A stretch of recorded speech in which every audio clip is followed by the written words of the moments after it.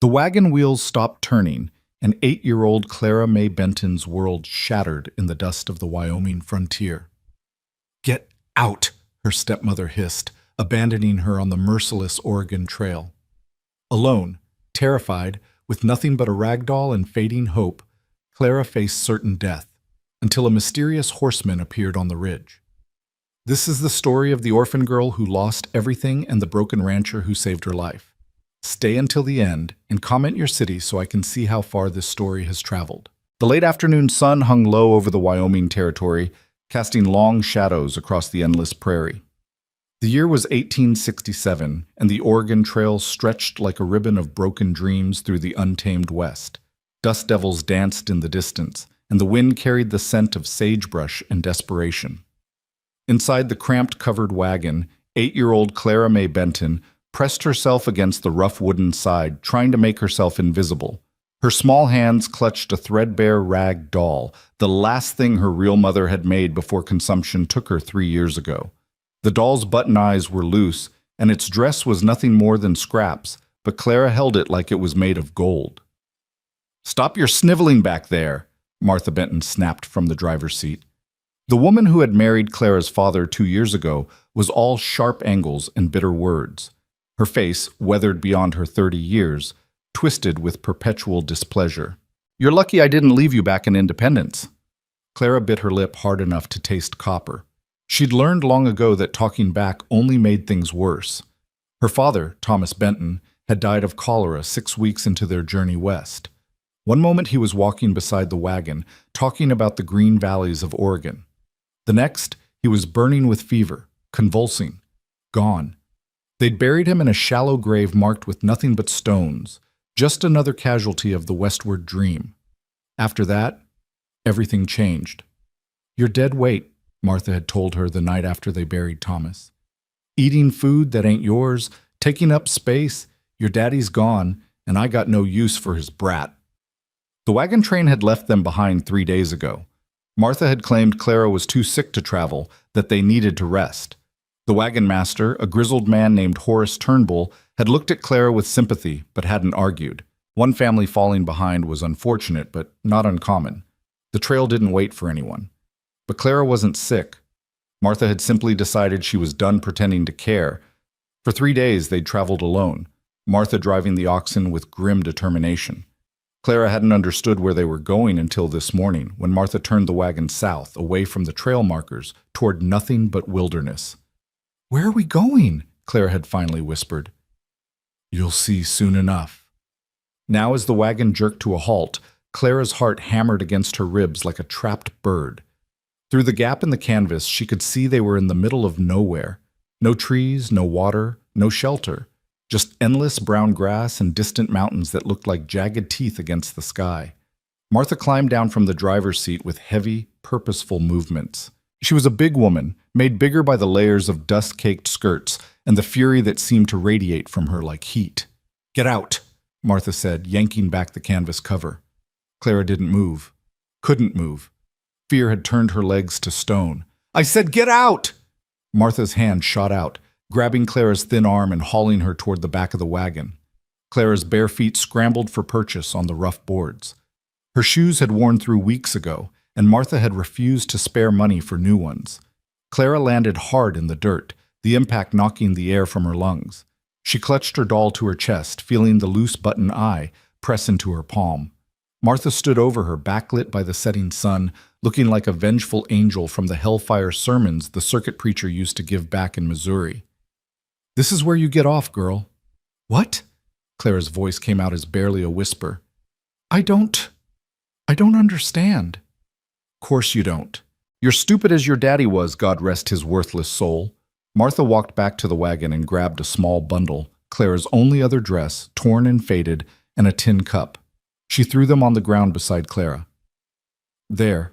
I'm being generous. That's more than you deserve." But you can't." Clara scrambled to her feet, her entire body shaking. "You can't leave me here. There's nothing here. No people, no town, no—" "Exactly." Martha climbed back onto the wagon seat and gathered the reins. "You've been nothing but a burden since your daddy died. Eating my food, using my supplies. Well, I'm done. You can find your own way now. Please. Clara ran forward, reaching for the wagon wheel. Please, I'll be good. I'll work harder. I won't eat much, I promise. Please don't leave me. Martha cracked the whip over the oxen's backs. The animals lurched forward, and the wagon wheel nearly caught Clara's hand. She stumbled backward, falling again into the dirt. You'll die out here, Martha called back, not even turning around. But that ain't my problem no more. Your daddy should have thought about that before he up and died on me, leaving me with nothing but debts and a useless child. Please, Clara screamed, her voice breaking. Mama, please. But Martha Benton wasn't her mama, had never been her mama, and the word died in the empty air. Clara ran after the wagon, her bare feet pounding the hard-packed earth. Don't leave me, please, I'll die, please. But the wagon kept moving, pulling away faster than Clara's small legs could run. Within minutes, it was 50 yards away. Then 100. Then it was just a shape in the distance, a dark spot against the golden prairie, growing smaller and smaller until it disappeared over a rise. And then Clara was alone. Completely, utterly alone. She stood in the middle of the vast emptiness, her breath coming in ragged gasps. The wind picked up, pulling at her thin dress and tangling her dark hair. The sun was sinking lower now, maybe an hour from the horizon. When it set, the temperature would drop. She knew that much from the nights in the wagon. The days were hot, but the nights were cold enough to see your breath. Clara looked down at her doll, at those loose button eyes that seemed to stare back at her with the same helpless terror she felt. What do we do now? She whispered. The doll, of course, didn't answer. Clara's mind raced through possibilities, but there were none. She was 8 years old, alone on the frontier with no food, no water, no shelter, and no idea where she was. The wagon train was days ahead, and she didn't know how to track them. Even if she did, they'd never take her back without an adult to claim her. Tears streamed down her cheeks, cutting tracks through the dust on her face. Mama, she whispered, thinking of her real mother, the one with kind eyes and gentle hands, the one who used to sing her to sleep. Mama, I'm scared. But her mama was 3 years in the grave, buried beside a Missouri creek on land someone else owned now. Clara sank down in the dirt, wrapping her arms around her knees. The prairie stretched endlessly in every direction, indifferent to her existence. A hawk circled overhead, riding the thermals. In the distance, she thought she heard the yip of coyotes, though it might have been her imagination. She was going to die here. The thought came with strange clarity. She would die of thirst in a day or two, or freeze tonight, or the coyotes would come, or she'd start walking and collapse from exhaustion. Maybe someone would find her bones someday, but probably not. The prairie swallowed things. People disappeared out here all the time. I don't want to die, she whispered to the doll. I'm not ready to die. The sun inched lower. Shadows grew longer. Clara knew she should move, should try to find water or shelter, but where? In which direction? Everything looked the same. Endless grass, distant mountains, and sky. So much sky it made her dizzy. She forced herself to stand. Her legs wobbled beneath her. We have to try, she told the doll. Mama would want us to try. Clara started walking north, back the way the wagon had come, following the faint wheel ruts in the dirt. Maybe she could find the main trail.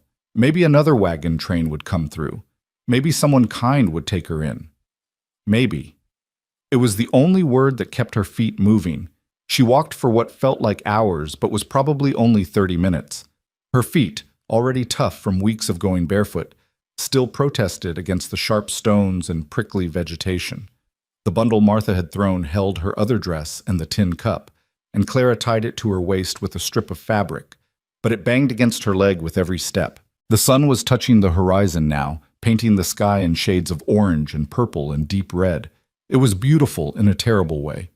Clara had never felt so small, so insignificant. She was a tiny speck in an enormous world that didn't care whether she lived or died. Her throat was parched.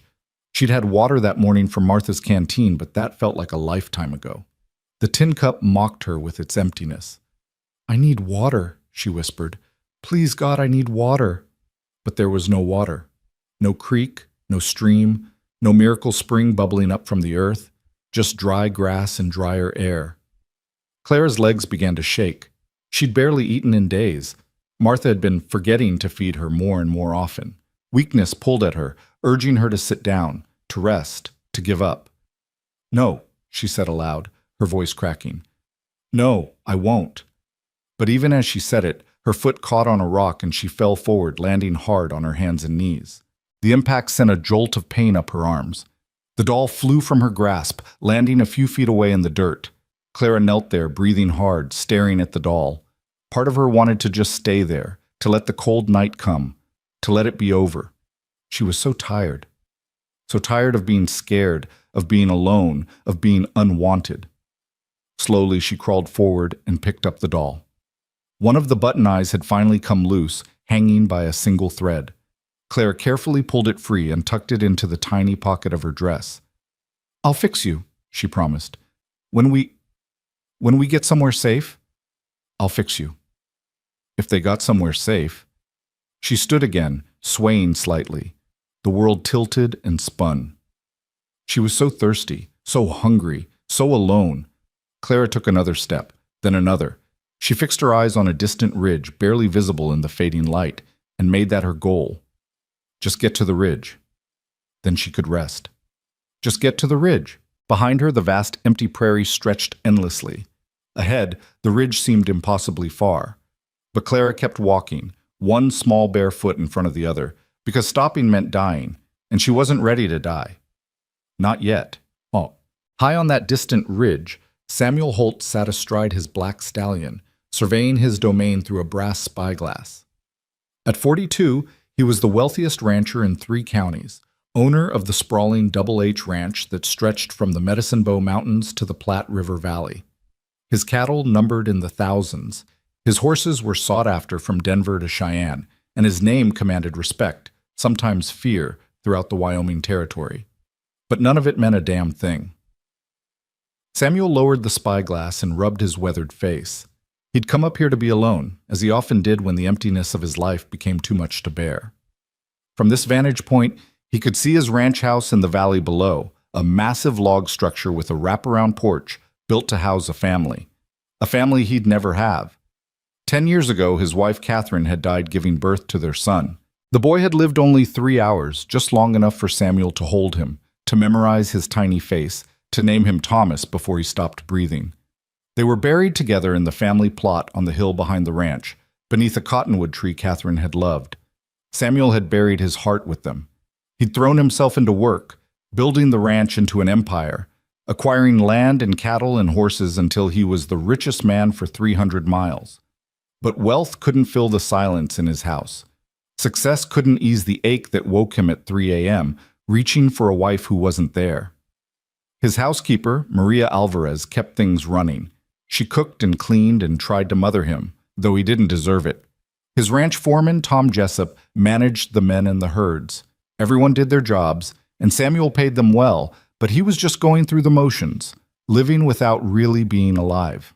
He raised the spyglass again, scanning the empty prairie more from habit than purpose. The sun was almost down now, the last light painting everything gold and crimson. In another 30 minutes, it would be dark. Time to head back, to eat a dinner he wouldn't taste, to sit by a fire that wouldn't warm him, to sleep in a bed that felt too big. Movement caught his eye. Samuel adjusted the focus, training the spyglass on something small moving across the prairie. At first he thought it was an animal, maybe a young antelope or a coyote, but the movement was wrong, too deliberate. His breath caught. It was a child. A small figure in a light-colored dress stumbling across the open ground, heading roughly north. Even from this distance, Samuel could see how the child wavered, how each step seemed to take enormous effort. What in God's name? He scanned the surrounding area, looking for a wagon, for adults, for any explanation of why a child would be out here alone as darkness fell. There was nothing. No one. Just the small figure growing smaller as distance and failing light began to swallow it. Samuel's jaw tightened. He'd seen enough death on the frontier to know what happened to children left alone in the wilderness. He'd helped bury them. Kids who wandered off from wagon trains, who got separated from hunting parties, who simply stepped into the vast emptiness and were never seen again. For a moment he hesitated. It wasn't his problem. The child had parents somewhere, probably. Someone was responsible for this situation. Getting involved meant complications, questions, possibly legal entanglements. The smart thing would be to ride down to the territorial marshal's office in the morning, report what he'd seen, let the law handle it. The smart thing. But through the spyglass, he saw the child fall, saw the small body hit the ground and lie still for several seconds before slowly, painfully pushing back up. Saw the way the tiny figure clutched something, a doll maybe, to its chest before taking another stumbling step forward. Catherine's voice whispered in his memory, "The measure of a man isn't his wealth or his strength, Samuel. It's what he does when someone helpless needs him." Samuel lowered the spyglass and wheeled his horse around. "Let's go, Midnight," he murmured to the stallion. "We've got someone to find." The horse sensed his urgency and responded immediately, launching into a ground-eating gallop down the ridge. Samuel's mind raced as they descended. How long had the child been out here? Where had they come from? Why were they alone? The ridge was steep, forcing him to slow the horse on the treacherous descent. By the time he reached level ground, the light was fading fast, that brief twilight period before full darkness. Samuel oriented himself toward where he'd last seen the child and urged Midnight forward. "Call out!" he shouted into the growing darkness. "If anyone can hear me, call out!" Nothing but wind answered him. He rode in the direction he'd seen the child moving, standing in his stirrups to scan the ground. The prairie grass was knee-high in places, tall enough to hide a small body. If the child had collapsed again, he might ride right past without seeing them. "Hello?" he called again. "Anyone out here?" Then he saw it. A small bundle lying in the grass about 30 yards ahead. Samuel's heart sank. He'd seen too many bodies on the frontier, knew what death looked like. But as he approached, the bundle moved. The child was on hands and knees, crawling now, too weak to stand. Samuel dismounted quickly, ground-tying Midnight, and approached slowly so as not to frighten the small figure. "Easy now," he said softly. "I'm not going to hurt you."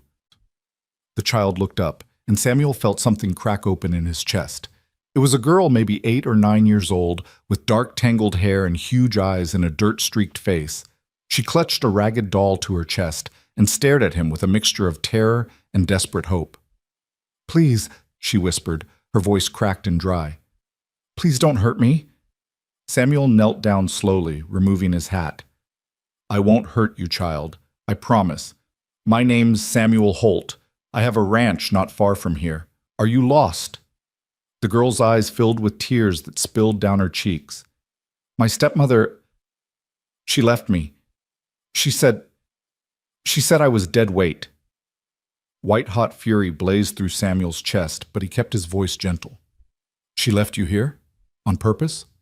The girl nodded, clutching the doll tighter. "My daddy died. On the trail. And she didn't want me anymore." Samuel had to take a slow breath to control his anger. What kind of woman abandoned a child in the wilderness? What kind of monster looked at this small, helpless creature and saw nothing but inconvenience? "What's your name?" he asked gently. "Clara May Benton."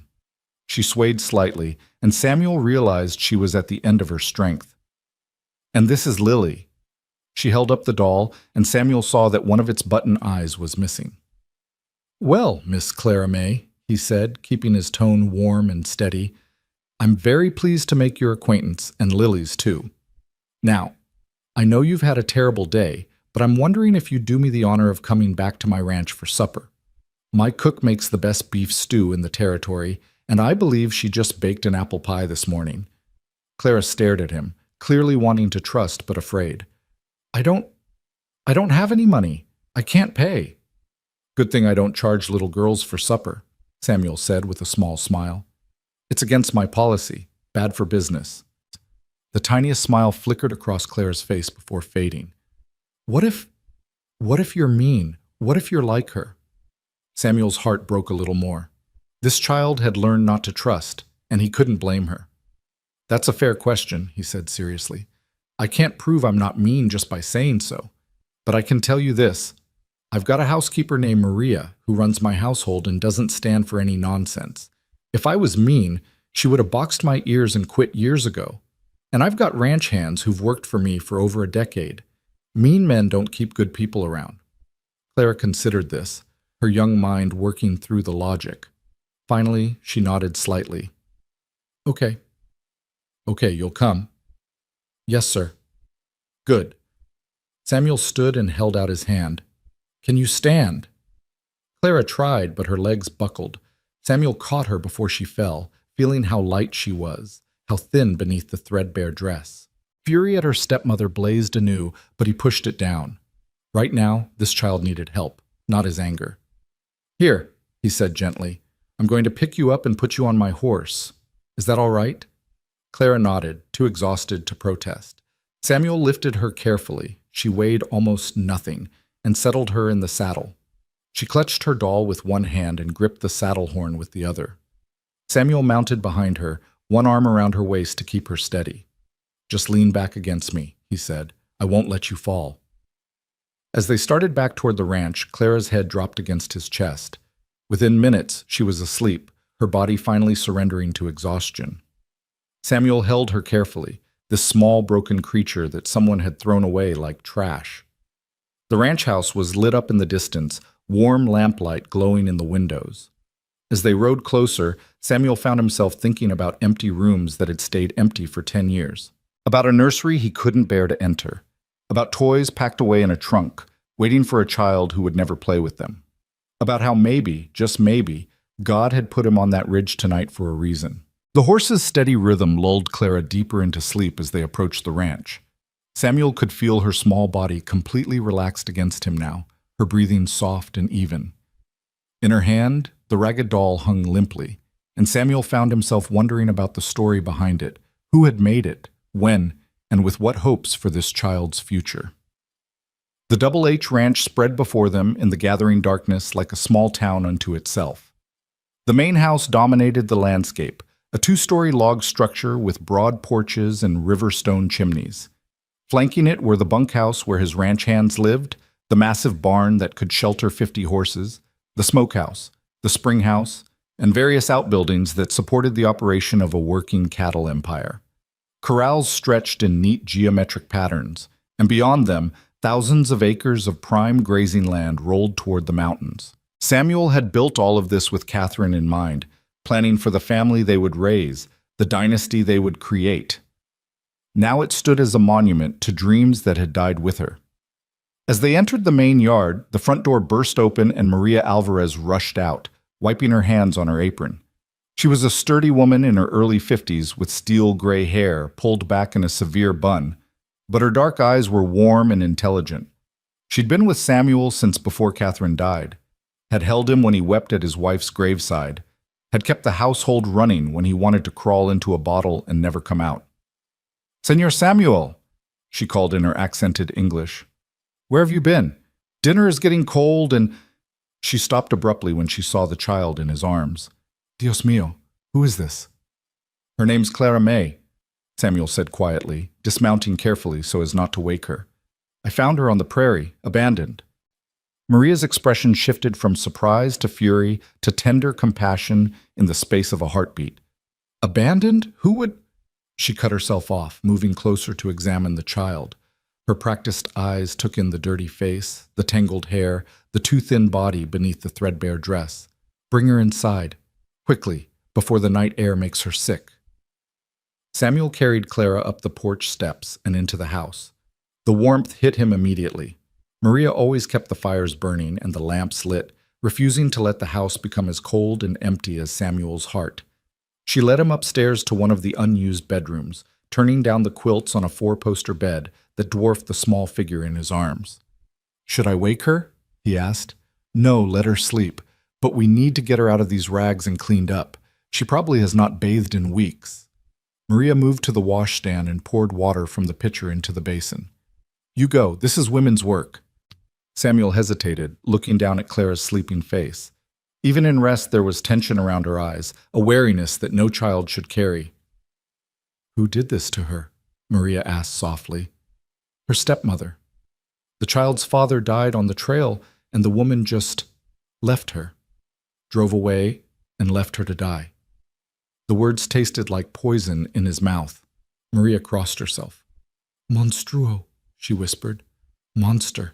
But God sent you to find her, see? You were meant to be there. Maybe. Samuel carefully laid Clara on the bed, and she immediately curled into a ball, still clutching her doll. I'll leave you to it. Holler if you need anything. He turned to go, but Maria's voice stopped him. Señor Samuel? Yes? She is staying, no? This child, she is staying here? Samuel met her eyes and saw the hope there, the same hope he felt stirring in his own chest despite every logical reason to squash it. She's been through hell, Maria. I can't turn her out. Bueno. That is what I thought. Maria smiled, and it transformed her usually stern face. Now go. Let me make this Niña presentable. Samuel descended the stairs and headed for his study, but his foreman, Tom Jessup, intercepted him in the hallway. Tom was a weathered man of 50 with a salt and pepper beard and eyes that missed nothing. Boss, Maria said you brought a kid home. That true? Found her on the prairie, abandoned by her stepmother. Tom's jaw tightened. Christ, some people don't deserve to breathe the same air as decent folks. The girl all right? Exhausted, dehydrated, half-starved, but alive. Maria's seeing to her now. She got people? Anyone we need to contact? Samuel shook his head. Father's dead. The stepmother drove off and left her to die. Far as I'm concerned, that woman doesn't deserve to be called people. Agreed. Tom studied him carefully. You thinking of keeping her? The question hung in the air between them. Samuel hadn't voiced it yet, hadn't even fully formed the thought in his own mind, but hearing it spoken aloud made something click into place. I don't know yet, he said finally. But I won't send her to an orphanage, Tom. I won't have her passed from place to place like unwanted baggage. Tom nodded slowly. Might be good for you, for the house. It's been too quiet around here for too long. Don't get ahead of yourself. Right now she needs food and rest and safety. We'll figure out the rest later. But even as he said it, Samuel felt something shifting inside him, like ice breaking up after a long winter. He retreated to his study and poured himself a whiskey, staring into the fire without really seeing it. The house felt different tonight. The silence seemed less oppressive somehow, as if the simple presence of a child under his roof had changed the very air. Upstairs, Maria worked with gentle efficiency. She carefully undressed Clara, noting every bruise, every mark that spoke of rough treatment and hard travel. The child stirred occasionally but didn't wake, her body too desperate for rest to fully surface. Maria filled the basin with warm water and began washing the dirt from Clara's face and arms, humming a Spanish lullaby her own mother had sung to her. The child's dark hair was matted and tangled, full of prairie dust, and who knew what else. It would need a proper washing, but that could wait until morning. As she worked, Maria found herself remembering another child, another time. Her own daughter, Elena, lost to fever when she was just 7 years old. That had been 30 years ago, back in Mexico before she and her husband came north. Carlos had died 10 years later in a mine collapse, leaving Maria alone in a foreign land. She'd found work at the Double H Ranch just before Catherine Holt had gotten pregnant. Catherine had been kind to her, treating her as a friend rather than a servant. When Catherine died in childbirth, Maria had mourned her almost as much as Samuel had. She'd stayed on because someone needed to keep the household running, but also because leaving felt like abandoning Catherine's memory. Now, looking down at this small, abandoned girl, Maria felt something stir in her heart that she'd thought long dead. The maternal instinct she'd buried with Elena, the fierce protectiveness that had no outlet for 3 decades. Pobrecita, she whispered, brushing Clara's damp hair back from her forehead. Poor little one, you have had such a hard road, but you are safe now. I promise you, you are safe. She dressed Clara in one of Samuel's old shirts. There were no children's clothes in the house. Hadn't been since Thomas was born and died in the same day. The shirt swallowed the child's small frame, but it was clean and soft. Maria tucked her under the quilts, adjusting the ragged doll so it lay beside her on the pillow. For a long moment, Maria simply stood there, watching Clara sleep. Then she made the sign of the cross and whispered a prayer of thanks that Samuel had been on that ridge tonight, that God had put him in the right place at the right time. Downstairs, she found Samuel still in his study, staring at nothing. She is clean and sleeping, Maria reported. Tomorrow I will wash her hair properly and see about getting her some decent clothes. Thank you, Maria. De nada. It is no trouble. She paused. Senor Samuel, what will you do with her? I don't know yet, but she's staying here for now, at least until we figure out what's best for her. Maria nodded, satisfied. I will make up the room properly tomorrow, and I will cook her favorites. Do you know what she likes? I don't know anything about her except her name and that she's been through hell. Then I will make many things, and we will discover what makes her smile. Maria moved to the door, then turned back. You did a good thing tonight, senor. A very good thing. After she left, Samuel sat alone with his whiskey and his thoughts. The house settled around him, creaking and sighing as houses do. Somewhere above, a child slept in a bed that had been empty for 10 years. And Samuel Holt, the wealthiest rancher in 3 counties, the man who had everything except what mattered most, allowed himself to feel something he hadn't felt in a decade. Hope. Morning came bright and clear, the sun spilling golden light across the Wyoming landscape. Samuel woke early as always, dressed, and headed downstairs to find Maria already in the kitchen, preparing what looked like enough food to feed the entire ranch crew. Is all that for Clara? He asked. Si. I do not know what she will eat, so I make everything. Eggs, bacon, flapjacks, biscuits, gravy, fried potatoes. Maria gestured to the various pots and pans bubbling on the massive cast-iron stove. When she wakes, she will eat. If she can eat all that, I'll be impressed. She will not eat all of it, but she will eat something, and then we will know. Maria cracked another egg into the skillet.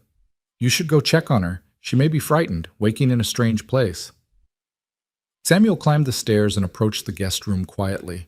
The door was ajar, and he could hear soft sounds from within, not quite crying, but close. He knocked gently. Clara? May I come in? Silence. Then a small voice. Yes, sir. He pushed the door open to find Clara sitting up in bed, clutching her doll and looking around the room with wide, uncertain eyes. Her hair stuck up in all directions, and Samuel's shirt hung off one thin shoulder.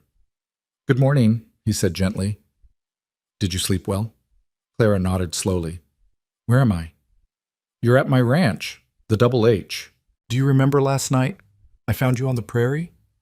Her face crumpled slightly. I thought maybe I dreamed it, that I was still out there. No dream. You're safe now. Samuel moved closer but maintained a respectful distance. Are you hungry? My housekeeper Maria has been cooking up a storm downstairs. Clara's stomach growled audibly, answering for her. She blushed. I'm sorry. Nothing to apologize for. Growing girls need to eat. He smiled. How about we get you downstairs and feed you properly? Clara slid out of the enormous bed, her bare feet dangling for a moment before touching the floor. She was so small, drowning in his shirt. Samuel felt that protective fury rise again at the thought of anyone abandoning this child. Can Lily come? Clara held up her doll. Of course, Miss Lily is a guest too. That earned him a tiny smile, the first real one he'd seen from her. Clara followed him downstairs, staying close, but not quite touching him. They entered the kitchen to find Maria setting out enough food for 6 people. Ah, buenos dias, niña, Maria beamed at Clara. Come, sit, you must be starving. Clara climbed onto a chair at the kitchen table, and Maria immediately began piling food onto a plate. Clara stared at the mountain of eggs, bacon, and biscuits with something like disbelief. I can't eat all this, she whispered. Eat what you can, Samuel said, taking a seat across from her with his own more modest plate. The rest won't go to waste. Clara picked up a fork and took a tentative bite of eggs, then another. Then she was eating faster, shoveling food into her mouth like she was afraid someone would take it away. Slow down, mija, Maria said gently. The food is not going anywhere. No one will take it from you. Clara forced herself to slow down, but Samuel could see the effort it took. How long had she been hungry? Weeks? Months? He thought about Martha Benton and what he'd like to do if he ever met the woman. None of it was civilized. Clara, he said carefully, I need to ask you some questions about what happened. Is that all right? Clara nodded, her mouth full of biscuit. You said your father died on the trail? She swallowed hard. Yes, sir, 6 weeks ago. It was cholera. He was fine in the morning, and by nighttime. She stared at her plate. They buried him beside the trail. We didn't even have a proper marker. I'm sorry. That must have been terrible. My real mama died 3 years ago, back in Missouri. Consumption. Clara's voice was flat, reciting facts. Papa said we needed a new start, so he married Martha, and we joined a wagon train headed for Oregon, but then he died, and Martha said I was dead weight. Maria made a distressed sound and crossed herself. Did she hurt you? Samuel asked quietly. Before she left you? Clara shook her head. Not really. She hit me sometimes, but mostly she just didn't care. After Papa died, she stopped pretending to be nice. She said I ate too much food and took up too much space, and she wished Papa had left me behind in Missouri.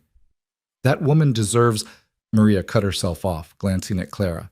She deserves God's judgment. Do you have any other family? Samuel asked.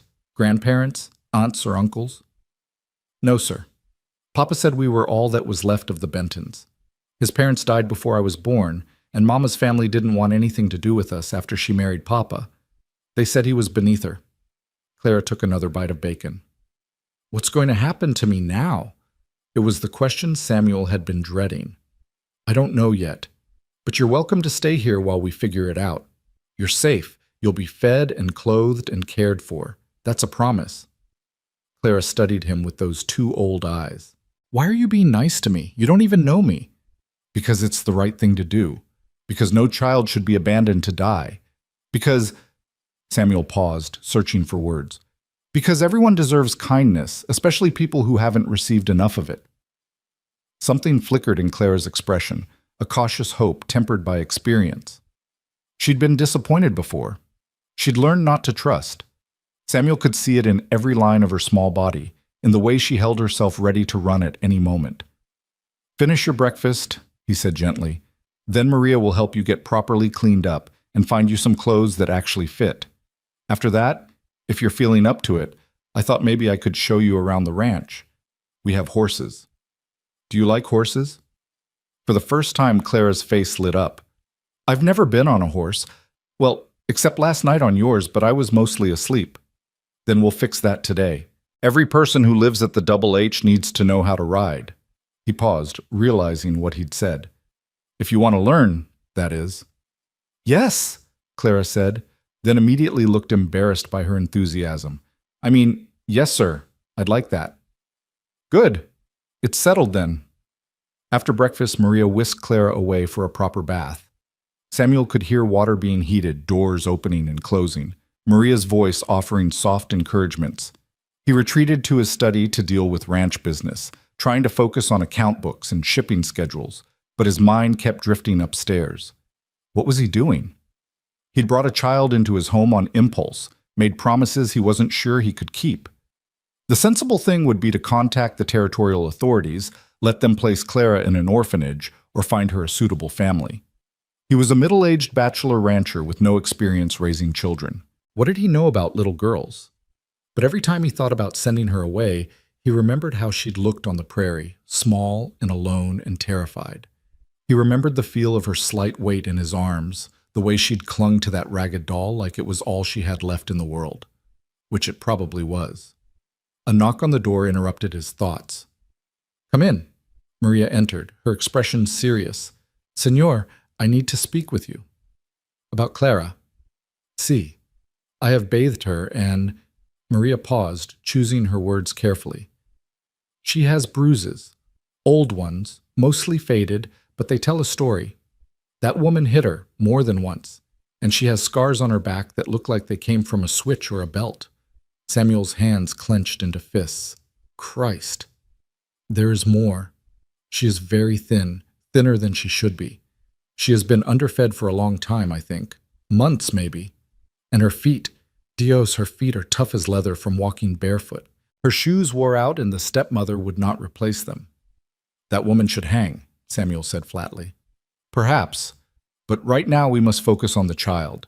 She needs clothes, proper shoes, good food, and time to heal. Not just her body, but her spirit. She is a frightened little bird, senor. It will take patience and kindness to help her trust again. I'm not good with children, Maria. I don't know what to say to her, how to act around her. You treat her with respect and kindness, which is what you have been doing. That is enough. Maria moved closer, her dark eyes intense. Senor Samuel, I see how you look at her. I see what is in your heart. You want to keep her, no? Samuel was quiet for a long moment. Then, yes, God help me, yes. But wanting something doesn't make it right or possible. Why not possible? I'm a single man. The law might not allow it. And even if they do, what do I know about raising a daughter? I'd probably make a mess of it. You would not be alone. I am here. And you underestimate yourself, senor. You have a good heart, even though you have kept it locked away for 10 years. Maria's voice softened. That little girl needs a father. And you, I think, need a daughter. Sometimes God gives us what we need in unexpected packages. Before Samuel could respond, they heard light footsteps on the stairs. Clara appeared in the doorway, transformed. Maria had washed and braided her dark hair, revealing delicate features beneath the grime. She wore one of Maria's dresses, hastily altered to fit, and actual shoes, old ones of Maria's, stuffed with fabric to make them fit Clara's small feet. Well now, Samuel said, his throat tight. Don't you look fine? Clara twisted shyly, smoothing the skirt. It's too big, but Miss Maria said she'd make me proper clothes soon. You look perfect, Samuel said, and meant it. Ready to see the ranch? Clara nodded eagerly, and they headed outside into the bright morning. The ranch was in full swing now, horses being led to corrals, ranch hands moving between buildings, the distant sound of cattle lowing in the fields. The air smelled of hay and horses, and the peculiar scent of high prairie grassland. Samuel led Clara toward the main barn, aware of the curious glances from his men. He'd have to tell them something, but that could wait. Right now, he wanted to see Clara smile again. In the barn, a dozen horses occupied the stalls, munching hay and swishing their tails at flies. Clara's eyes went wide. They're so big, she breathed. These are the workhorses and a few of my personal mounts. The rest of the herd is out in the pastures. Samuel walked down the row of stalls. This is Midnight. You met him last night. That's Thunder, and that's Sage, and over there is Buttercup. Buttercup? Clara giggled at the name. She's a gentle old mare, sweetest horse you'll ever meet. I thought maybe she could be your horse, if you'd like. Clara's mouth fell open. My horse? I could have my own horse? Well, she'd technically be mine, but you could ride her, take care of her, learn on her. Would you like that? Yes. Clara rushed to Buttercup's stall. The golden mare turned her head and nickered softly. Clara reached out tentatively, and Buttercup nuzzled her hand, searching for treats. Samuel felt something warm unfold in his chest. Here, he said, pulling a sugar cube from his pocket. Hold your hand flat, like this. He demonstrated, and Clara copied him. Buttercup delicately took the sugar cube, her soft lips barely touching Clara's palm. Clara laughed, a real, delighted laugh that echoed in the barn. She likes me. Of course she does. Buttercup has excellent taste. Samuel pulled out another sugar cube and handed it to Clara. You want to try giving her one yourself?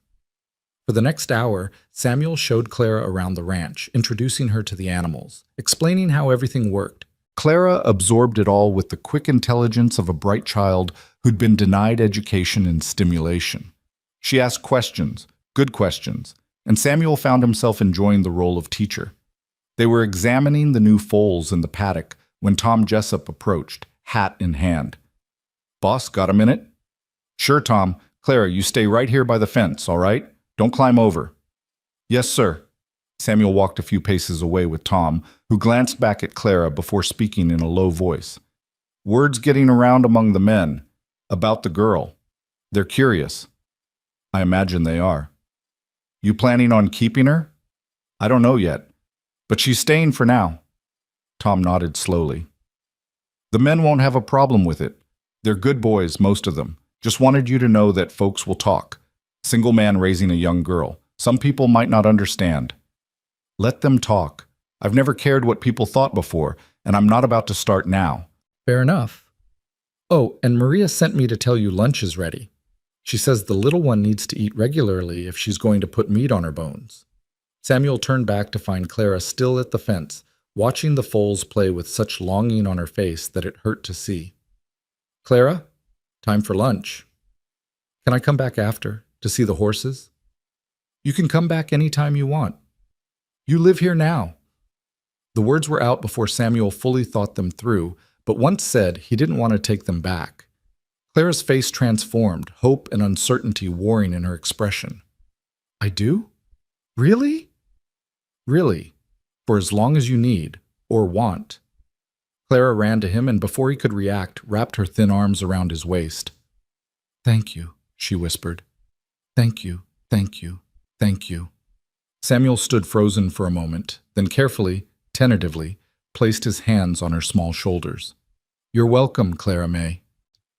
They walked back to the house together, Clara chattering now about the horses and the foals, and did he think she could learn to ride soon? Maybe tomorrow? Samuel listened and answered, feeling the ice around his heart continuing to crack and thaw. Maria had lunch waiting, thick sandwiches and fresh lemonade. Clara ate with better manners this time, no longer afraid the food would vanish. Afterward, Maria announced she had sewing to do, and would Clara like to help?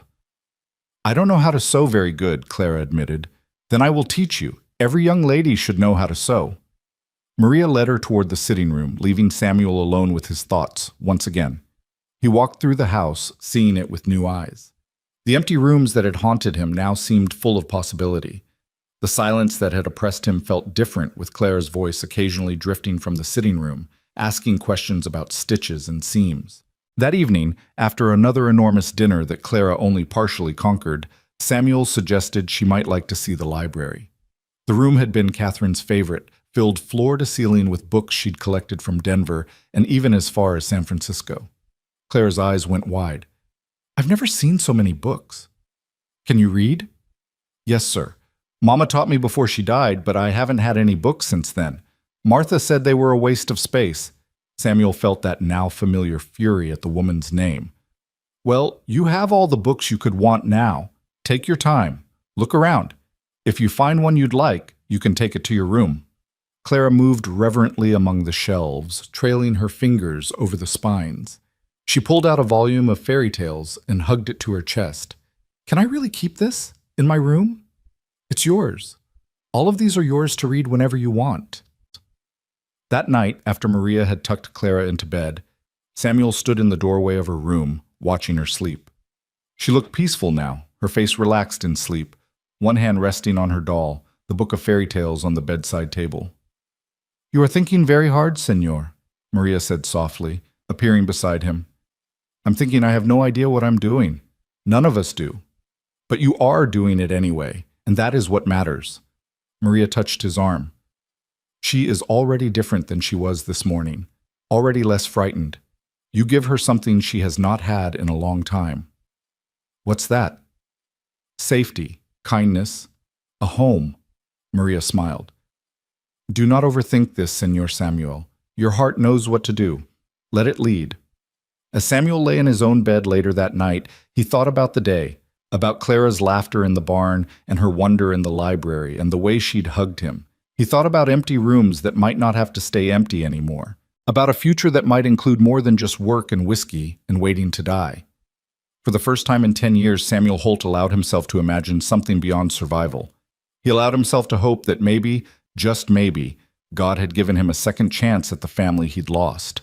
And he fell asleep with a prayer on his lips, that he would be worthy of the trust he saw in Clara's eyes, that he could protect her and help her heal, that he could be the father she deserved. In the next room, Clara slept deeply, dreaming of horses and books and a big house full of warmth. And for the first time since her real mother died, she felt safe. The days that followed settled into a rhythm that surprised Samuel with its naturalness. Each morning, Clara would wake to sunlight streaming through her window and the smell of Maria's cooking wafting up from the kitchen. She'd dress in the simple clothes Maria had quickly sewn for her, 3 dresses now, all properly fitted, and undergarments that actually belonged to a child instead of being makeshift alterations. Her feet had real shoes, sturdy leather boots that Maria had ordered from the general store in town. By the end of the first week, Clara had gained back some of the weight she'd lost, her cheeks filling out and color returning to her skin. The dark circles under her eyes faded. The constant wariness in her posture began to ease, though it never quite disappeared. Samuel understood that. Trust, once broken, took time to rebuild. Maria had taken to the role of teacher with enthusiasm. In the mornings, before the heat of the day set in, she'd sit with Clara at the kitchen table and work on reading, writing, and arithmetic. Clara soaked up the lessons like desert sand absorbing rain, hungry for knowledge after years of neglect. "She is very bright," Maria told Samuel one evening after Clara had gone to bed. "Very bright indeed. With proper schooling, she could go far." "There's a school teacher in town," Samuel mused, "Mrs. Henderson, though I hear she's getting on in years and thinking of retiring. Perhaps when Clara is ready. For now, she needs time to simply be a child, to play and laugh and not be afraid." Samuel had taken it upon himself to teach Clara about ranch life. Every afternoon, they'd walk the property together, Samuel explaining the workings of the operation while Clara asked endless questions. How did you know when a cow was sick? Why did the horses need their hooves trimmed? What did the different brands mean? How far did the ranch extend? Her questions delighted him, reminding him of his own childhood wonder at the world. He found himself explaining things he'd taken for granted for decades, seeing them fresh through her eyes. The highlight of Clara's day was always the time spent with Buttercup. True to his word, Samuel had made the gentle mare Clara's special charge. Under his careful supervision, Clara learned to brush and groom the horse, to clean her hooves, to measure out feed. Buttercup responded to the attention with patient affection, standing still while Clara worked and nickering softly when she approached. "When can I ride her?" Clara asked for the 10th time, running her brush down Buttercup's golden flank. "Soon," Samuel promised. "First you need to be comfortable around her. Horses can sense fear and they respond to confidence. You're building that now, learning her moods, understanding how she communicates." "She talks to me," Clara said seriously. "Not with words, but I know what she means. Like when she swishes her tail fast, she's annoyed by flies. And when she stamps her foot, she's impatient. And when she does that soft nicker thing, she's happy to see me." "Exactly right. You're a natural." The praise made Clara beam. Samuel had noticed how she responded to encouragement, how starved she'd been for kind words. It made him wonder what her life had been like with Martha Benton, and the wondering always led to anger he had to tamp down. That woman had done her damage and was gone. All Samuel could do now was help Clara heal. On the 10th day, Samuel decided Clara was ready. He led Buttercup to the round pen, saddled her carefully while Clara watched every move, explaining each piece of tack and its purpose. "Now," he said, "first time up, I'm going to lead her while you ride. Just to get you used to the feeling, all right?" Clara nodded eagerly, practically vibrating with excitement. Samuel lifted her up into the saddle. She was so light still despite Maria's best efforts, and adjusted the stirrups as short as they'd go. Even then, Clara's feet barely reached them. "Hold the reins like this," he demonstrated. "Not too tight, just enough to keep contact with her mouth. She's trained to neck rein, which means you lay the rein against her neck to turn her, but for now, just focus on sitting tall and keeping your balance." Samuel clicked his tongue and led Buttercup forward at a slow walk. Clara swayed slightly, then found her balance, gripping the saddle horn with one hand. "I'm riding," she called out, her voice full of wonder. "Mr. Samuel, I'm really riding." "That you are, Miss Clara, that you are." They circled the pen several times, Samuel calling out instructions about posture and balance, Clara absorbing every word. By the end of 30 minutes, she was sitting confidently, no longer clutching the saddle horn, moving with Buttercup's rhythm instead of fighting it. "You're a natural," Samuel told her, and the smile she gave him could have lit up the night sky. That evening, as they sat down to dinner, Clara chattered nonstop about riding, reliving every moment. Maria and Samuel exchanged amused glances over her head, and Samuel felt something he hadn't experienced in a decade, the simple joy of family dinner conversation. "Tomorrow can we go faster?" Clara asked, attacking her roast chicken with enthusiasm. "We'll see. Gotta walk before you can run, little one." "I'm not that little. I'm 8.5. "My apologies. 8.5 is practically grown." Samuel's lips twitched with suppressed amusement. After dinner, they retired to the library, as had become their custom. Samuel would read aloud while Clara curled up in the big leather chair, sometimes following along in her own book, sometimes just listening. Tonight he was reading Treasure Island, doing different voices for the characters. Clara's eyes were wide as he described Long John Silver, and she gasped at all the right moments. When he finally closed the book for the night, Clara looked up at him with an expression so full of contentment that Samuel's chest tightened. "Mr. Samuel?" she said softly. "Yes, Clara? Can I ask you something?" "Of course." She twisted her hands in her lap, suddenly nervous.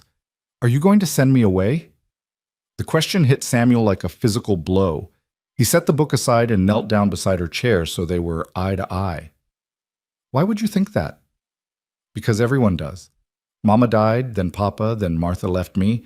Everyone leaves or sends me away. And I thought maybe—" Her voice cracked. "Maybe when you got tired of me, you'd send me away too." "Clara, look at me." He waited until her tear-filled eyes met his.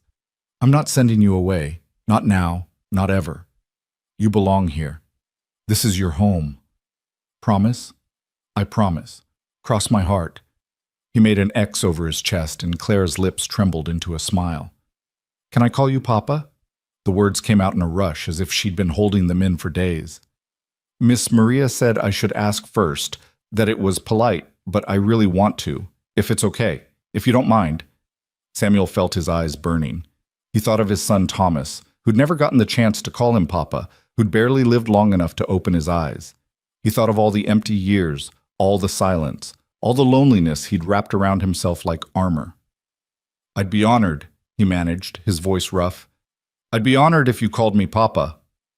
Clara launched herself at him, wrapping her thin arms around his neck.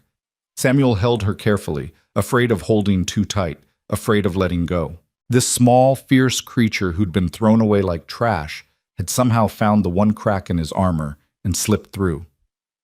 "Papa?" she whispered against his shoulder, testing the word. "Papa." "That's right, sweetheart. I'm your papa now."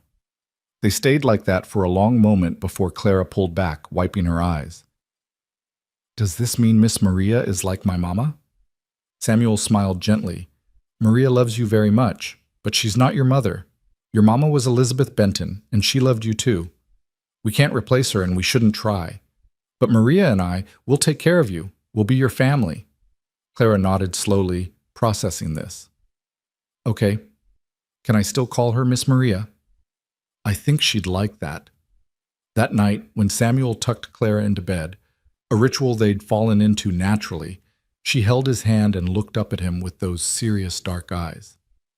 "Papa?" "Yes, sweetheart." "Thank you for finding me. On the prairie. Thank you for not riding away." Samuel's throat tightened. "Thank you for trusting me, for giving an old cowboy a chance to be someone's papa again." He kissed her forehead, something he'd never done before, and Clara's eyes drifted closed with a smile on her lips. As Samuel descended the stairs, he found Maria waiting in the hallway, her expression knowing. "She called you Papa." "She did." "And what did you say?" "I said yes." Maria's eyes glistened. "Bueno. Very good, Señor Samuel, or should I say, Papa Samuel." He laughed, surprising himself. "Just Samuel to you, Maria. Always." "She is healing," Maria said softly. "I see it every day. The fear in her eyes, it grows less. The nightmares come less often. She is beginning to trust that this is real, that we will not abandon her. She still has nightmares? See.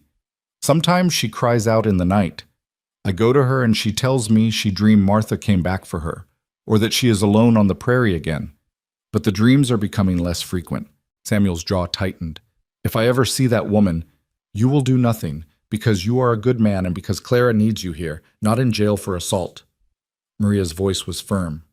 "The best revenge is Clara's happiness. Let that woman live with what she did. That is punishment enough." 3 weeks after Clara's arrival, Samuel made his monthly trip to town for supplies. He usually went alone, but today Clara begged to come along, and he found he couldn't refuse her. Maria made a list of items she needed, and they set out in the wagon drawn by 2 sturdy horses. The town of Medicine Bow was small but growing, positioned along the railroad line that had been completed a few years earlier. It boasted a general store, a saloon, a church, a small schoolhouse, and various other establishments necessary to frontier life. As Samuel drove the wagon down the main street, he was aware of the curious looks directed at Clara sitting beside him. "Stay close to me," he told her quietly. Town can be overwhelming if you're not used to it. Clara nodded, her eyes wide as she took in the bustle of activity. They tied up outside Harmon's general store, and Samuel helped Clara down from the wagon. Inside, the store smelled of coffee and pickles and new fabric. Mrs. Harmon, a plump woman with kind eyes, looked up from behind the counter. "Mr. Holt, good to see you. And who's this young lady?" Before Samuel could answer, Clara spoke up clearly. "I'm Clara May Benton. I live at the Double H Ranch now." Samuel felt a surge of pride at her confidence. Mrs. Harmon's eyebrows rose slightly, but she smiled warmly. "Well, welcome to Medicine Bow, Clara May.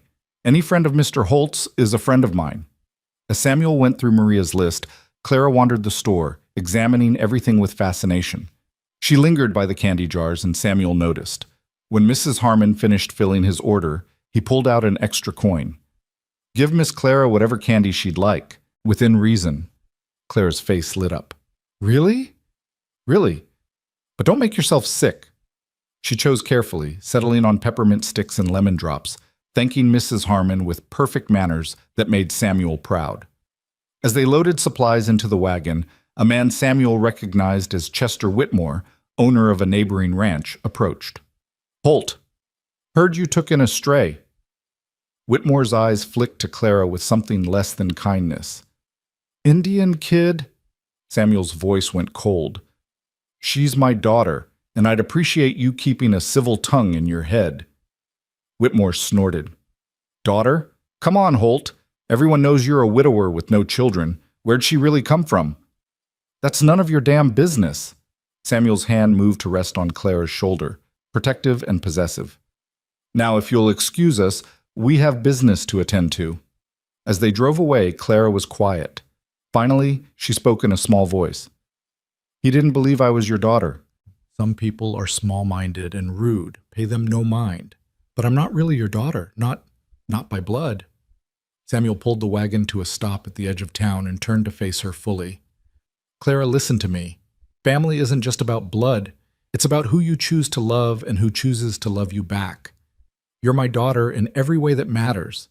Anyone who says different can go to hell." Clara's eyes widened at the profanity, then she giggled. "You said a bad word."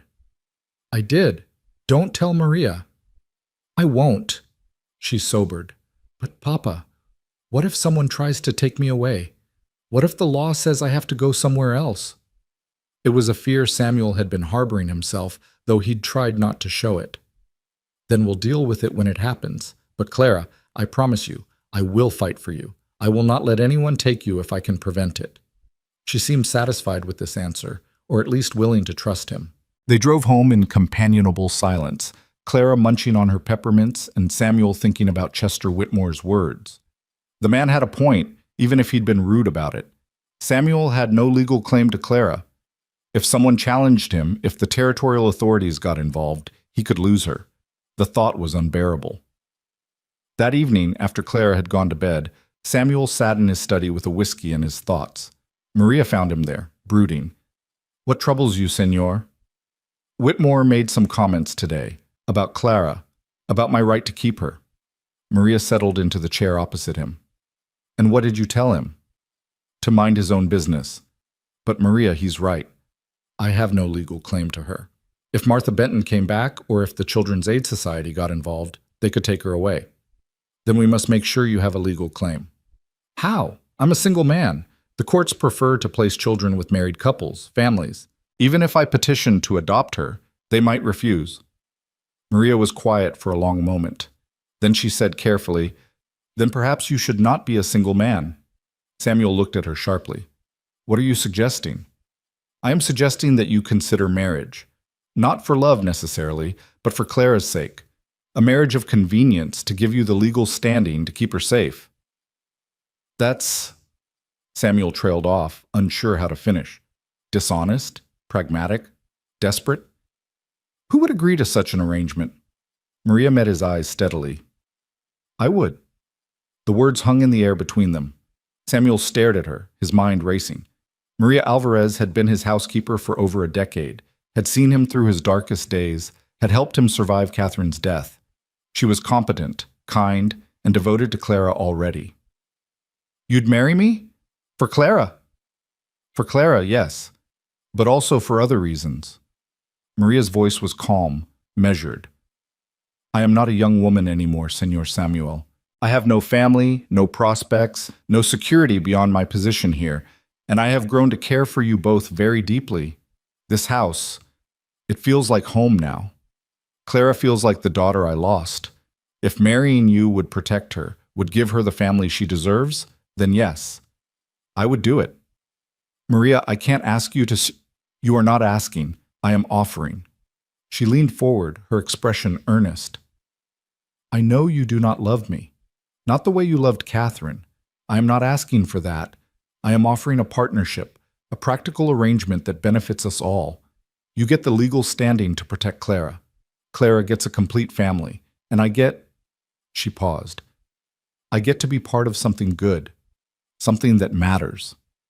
Samuel thought about it, turning the idea over in his mind. It made sense in a cold, practical way, but it also felt wrong somehow, like he'd be using Maria.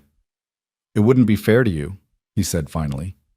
You deserve more than a marriage in name only. What I deserve is irrelevant. What matters is what is best for Clara. Maria's voice softened. Besides, Senor, who says it must remain in name only? We have respect for each other, affection even. We have lived under the same roof for years. Perhaps in time we could build something more. Perhaps, Samuel echoed, not quite able to imagine it. Catherine's memory still hung over him, a ghost he'd never fully laid to rest. Think about it, Maria said, rising. There is no rush. But if trouble comes, if someone threatens to take Clara, we should have a plan. After she left, Samuel sat alone with his whiskey and his thoughts. Marriage. The word felt strange, almost foreign. He'd been married once to Catherine, and it had been a great love story. Passionate, all-consuming, tragic in its ending. The thought of marrying again for reasons of pragmatism rather than passion seemed almost like a betrayal of her memory. But then he thought about Clara's question. Are you going to send me away? He thought about the trust in her eyes when she called him Papa, the way she was slowly healing under their care. If marrying Maria would protect her, would ensure she stayed safe and loved and cared for, wasn't that worth more than his romantic notions? Catherine's voice whispered in his memory, the measure of a man isn't his wealth or his strength, Samuel. It's what he does when someone helpless needs him. Samuel finished his whiskey in one swallow and made his decision. Whatever it took to keep Clara safe, he would do it, even if it meant marrying for convenience rather than love. The next morning, he found Maria in the kitchen and told her he'd thought about her offer. I'll do it, he said simply. If you're certain, if you understand what you're agreeing to, then yes. I'll marry you. Maria's face showed no surprise, only quiet satisfaction. I am certain. When? Let's wait a bit. Make sure Clara is settled. Make sure this is really what we want. If no trouble comes, maybe we don't need to rush into it. Maria nodded. That is wise. But Senor Samuel, start thinking of me as Maria, not Miss Maria. If we are to be married, we should at least use first names, no? Samuel couldn't help but smile. All right, Maria it is. The weeks continued to pass, each one bringing small changes and new routines. Clara's riding improved rapidly, and soon she was trotting Buttercup around the corral without help. Samuel had one of his ranch hands build her a small mounting block so she could saddle Buttercup herself, and the pride on her face the first time she did it independently made his heart swell. Maria taught her to cook, to sew, to keep house, but she also taught her Spanish songs and told her stories from her childhood in Mexico. Clara absorbed it all, her quick mind delighting in learning. Samuel introduced her to his account books, showing her how to track expenses and income. A good rancher needs to know the business side, he explained. It's not just about riding horses and herding cattle. It's about making smart decisions with money. Clara proved surprisingly adept with numbers, catching on quickly to the concepts of profit and loss. So if we sell a steer for $40, but it cost us $20 to raise, we made $20 profit? Exactly right. And if we have 100 steers, that's... Her face scrunched up as she calculated. $2,000 profit? Very good. Though it's rarely that simple, there are other expenses to factor in. But yes, that's the basic idea. One evening, about 6 weeks after Clara's arrival, they had an unexpected visitor. Samuel was sitting on the porch with his after-dinner coffee when a rider approached through the gathering dusk. He tensed, recognizing the uniform of a U.S. Marshal. "Stay inside," he told Clara, who'd been sitting beside him. She scurried into the house, and Samuel stood to greet the visitor. The Marshal was a young man, maybe 30, with a serious face. "Mr. Samuel Holt?" "That's me. What can I do for you, Marshal?" "I'm Marshal James Crawford out of Cheyenne. I'm looking for a missing child, reported abandoned on the Oregon Trail about 6 weeks ago. 8-year-old girl, dark hair, last seen in the area. You wouldn't happen to know anything about that?" Samuel's blood ran cold, but he kept his face neutral. "Might. What's your interest?" Children's Aid Society filed a report. They want to make sure the child is safe, place her in proper care. A wagon master named Turnbull reported that a woman traveling with a young girl left the train, claiming the child was sick. Never caught back up. The society wants to make sure the girl's all right. "The girl's fine. She's here." Crawford's eyebrows rose. "Here, on your ranch?" "I found her on the prairie, abandoned, took her in. She's been living here since." Samuel's voice was firm, daring the Marshal to challenge him. "I see. Well, I'll need to speak with her, make sure she's being properly cared for." Samuel wanted to refuse, but he knew that would only make things worse. "All right, but you keep a civil tone. She's been through enough." He called into the house, and Clara appeared in the doorway, Maria right behind her. When Clara saw the Marshal's uniform, fear flashed across her face. "It's all right, sweetheart," Samuel said gently. "This is Marshal Crawford. He just wants to ask you some questions." Crawford approached slowly, his expression softening when he saw Clara's fear. "Hello, miss. I'm just here to make sure you're okay. Can you tell me your name?" "Clara May Benton." Her voice was small but steady. "And how did you come to be at Mr. Holt's ranch?" "He found me, after Martha left me on the prairie to die." Clara's hand found Samuel's, gripping tight. "He saved me."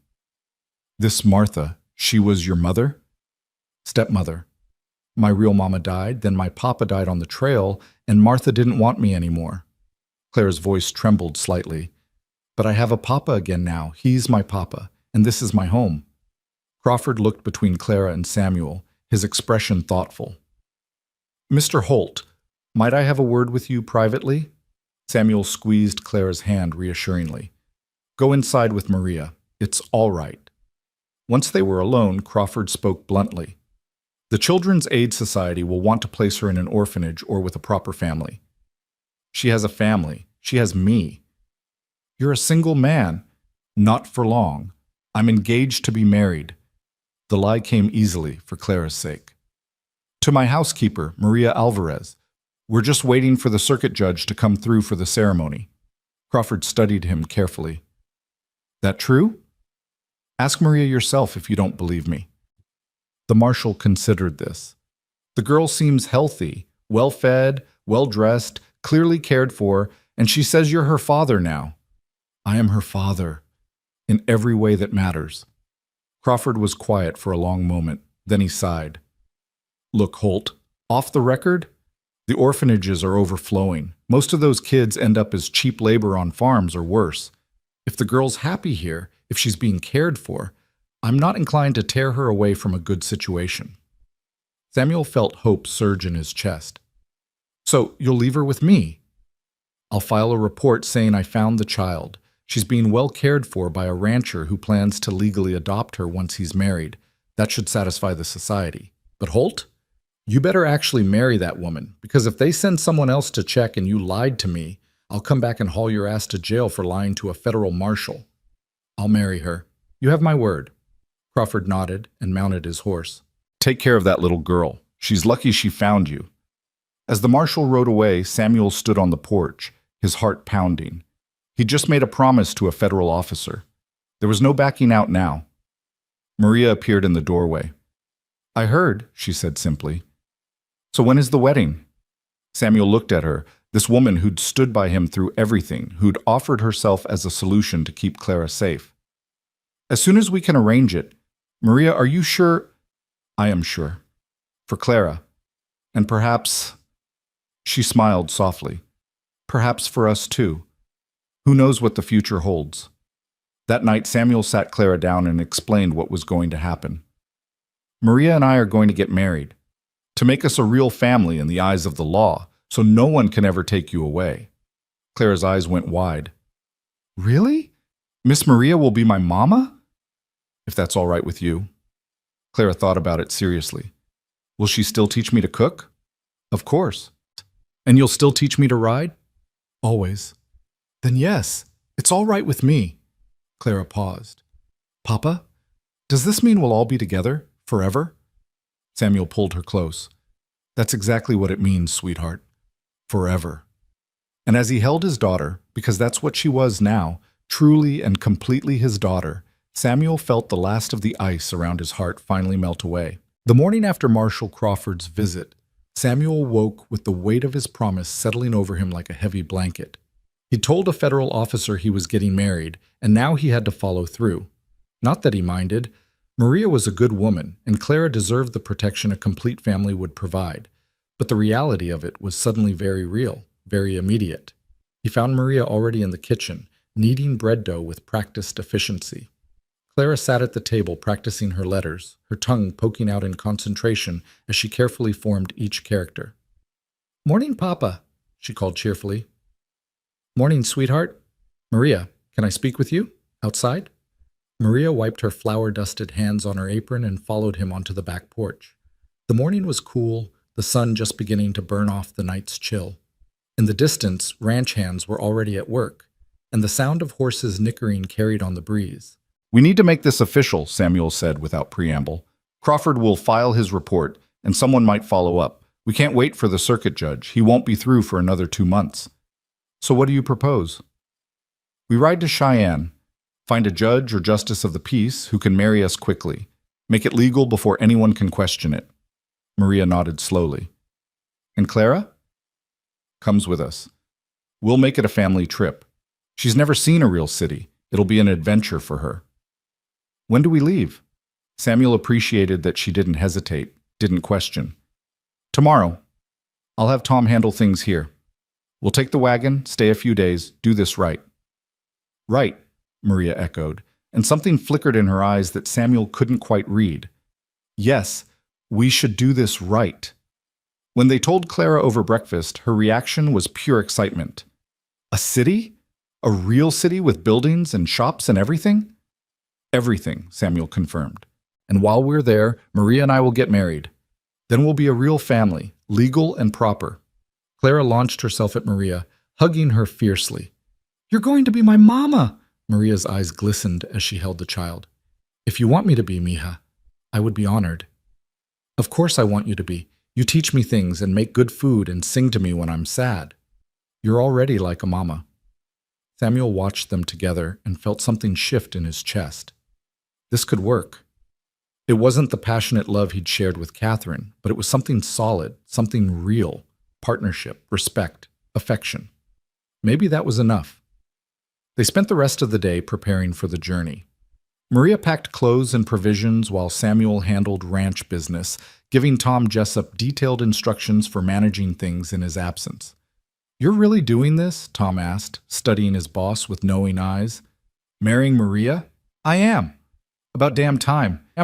That woman's been devoted to you for years. She deserves better than being just the housekeeper." Samuel frowned. "What do you mean, devoted to me?" Tom gave him a look that suggested Samuel was being deliberately dense. "Boss, anyone with eyes can see how she looks at you. Has for years. She loved Catherine like a sister, and after Catherine died, Maria stayed because of you. Not just for the job." The revelation hit Samuel like a physical blow.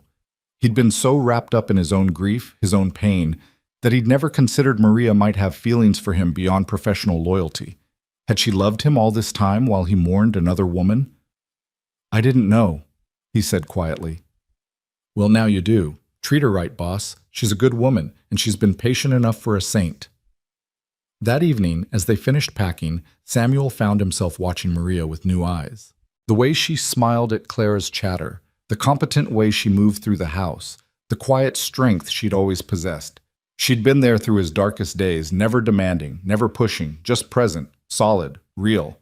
He caught her alone in the kitchen after Clara had gone to bed. "Maria, can I ask you something?" "Of course." "Why did you offer to marry me?" "The real reason." Maria's hands stilled on the dish she was washing. For a long moment she didn't speak. Then she said quietly, "Because I love her. Clara. She has filled a hole in my heart I did not know was still bleeding. And because—" She turned to face him, her dark eyes steady. "Because I have cared for you for a very long time, Samuel Holt, not as an employer, as a man.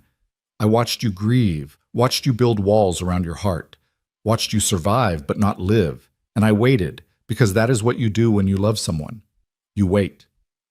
Samuel felt his throat tighten. "Maria, You do not have to say anything. I do not expect declarations of love. I know your heart still belongs to Catherine, and I have made my peace with that. But I also know that people can love more than once, in different ways. I am patient. I can wait longer if I must." "You shouldn't have to wait. You deserve someone who loves you completely. I want you. Even if you cannot love me the way you loved her, I want this life, this family. Is that so wrong?" Samuel crossed to her and took her hands in his. They were work-roughened, strong hands, capable hands. "It's not wrong. And Maria, I may not love you the way I loved Catherine, but I do care for you, deeply. You've been my anchor for 10 years. You've kept me sane, kept me human. That means something."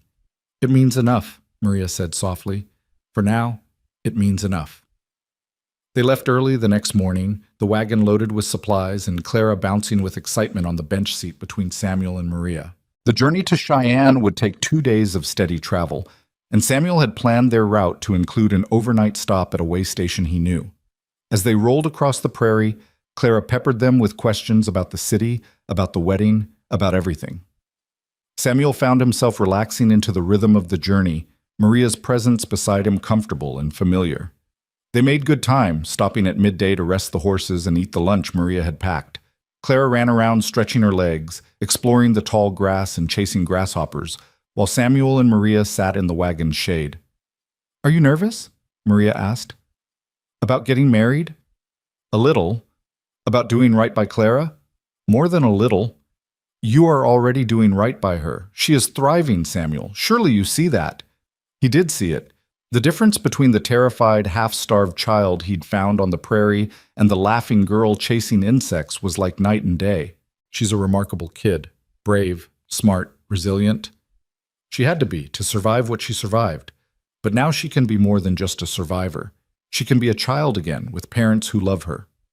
They reached the way station by evening, a rough but clean establishment run by a widow named Mrs. Garrett.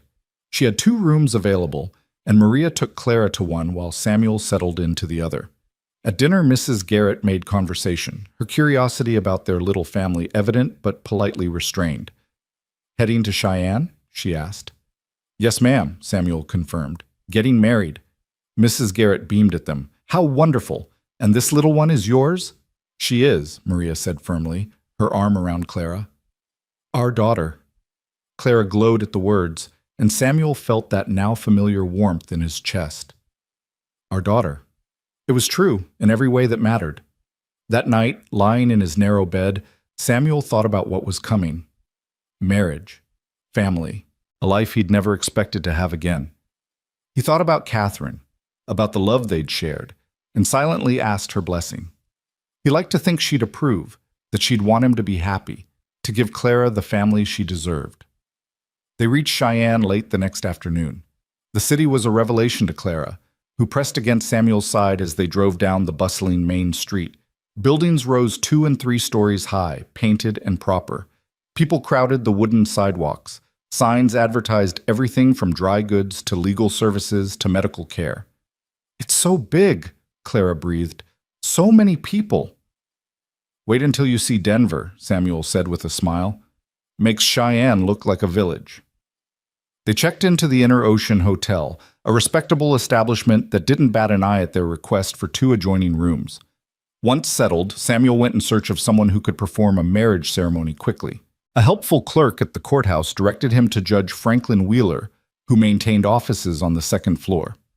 Judge Wheeler was a portly man in his 60s with shrewd eyes and a kind smile. He listened to Samuel's request without interruption, then leaned back in his chair. You want to get married tomorrow? Yes, sir. Is that possible? It's possible. Unusual, but possible. Might I ask the reason for the rush? Samuel considered lying, then decided against it. Something about Wheeler's demeanor suggested he'd appreciate honesty. I've taken in a child, Your Honor, an orphan I found abandoned on the prairie. The marshal came by, and the Children's Aid Society is interested. I told him I was engaged to be married, which makes me a more suitable guardian. Now I need to make that true before someone comes to check. Wheeler's eyebrows rose. So this is a marriage of convenience? For the child's sake? It started that way, Samuel admitted. But Maria, my intended, she's been my housekeeper for 10 years. She's a good woman, and she loves the child. We both do. This might have started as a practical arrangement, but it's more than that now.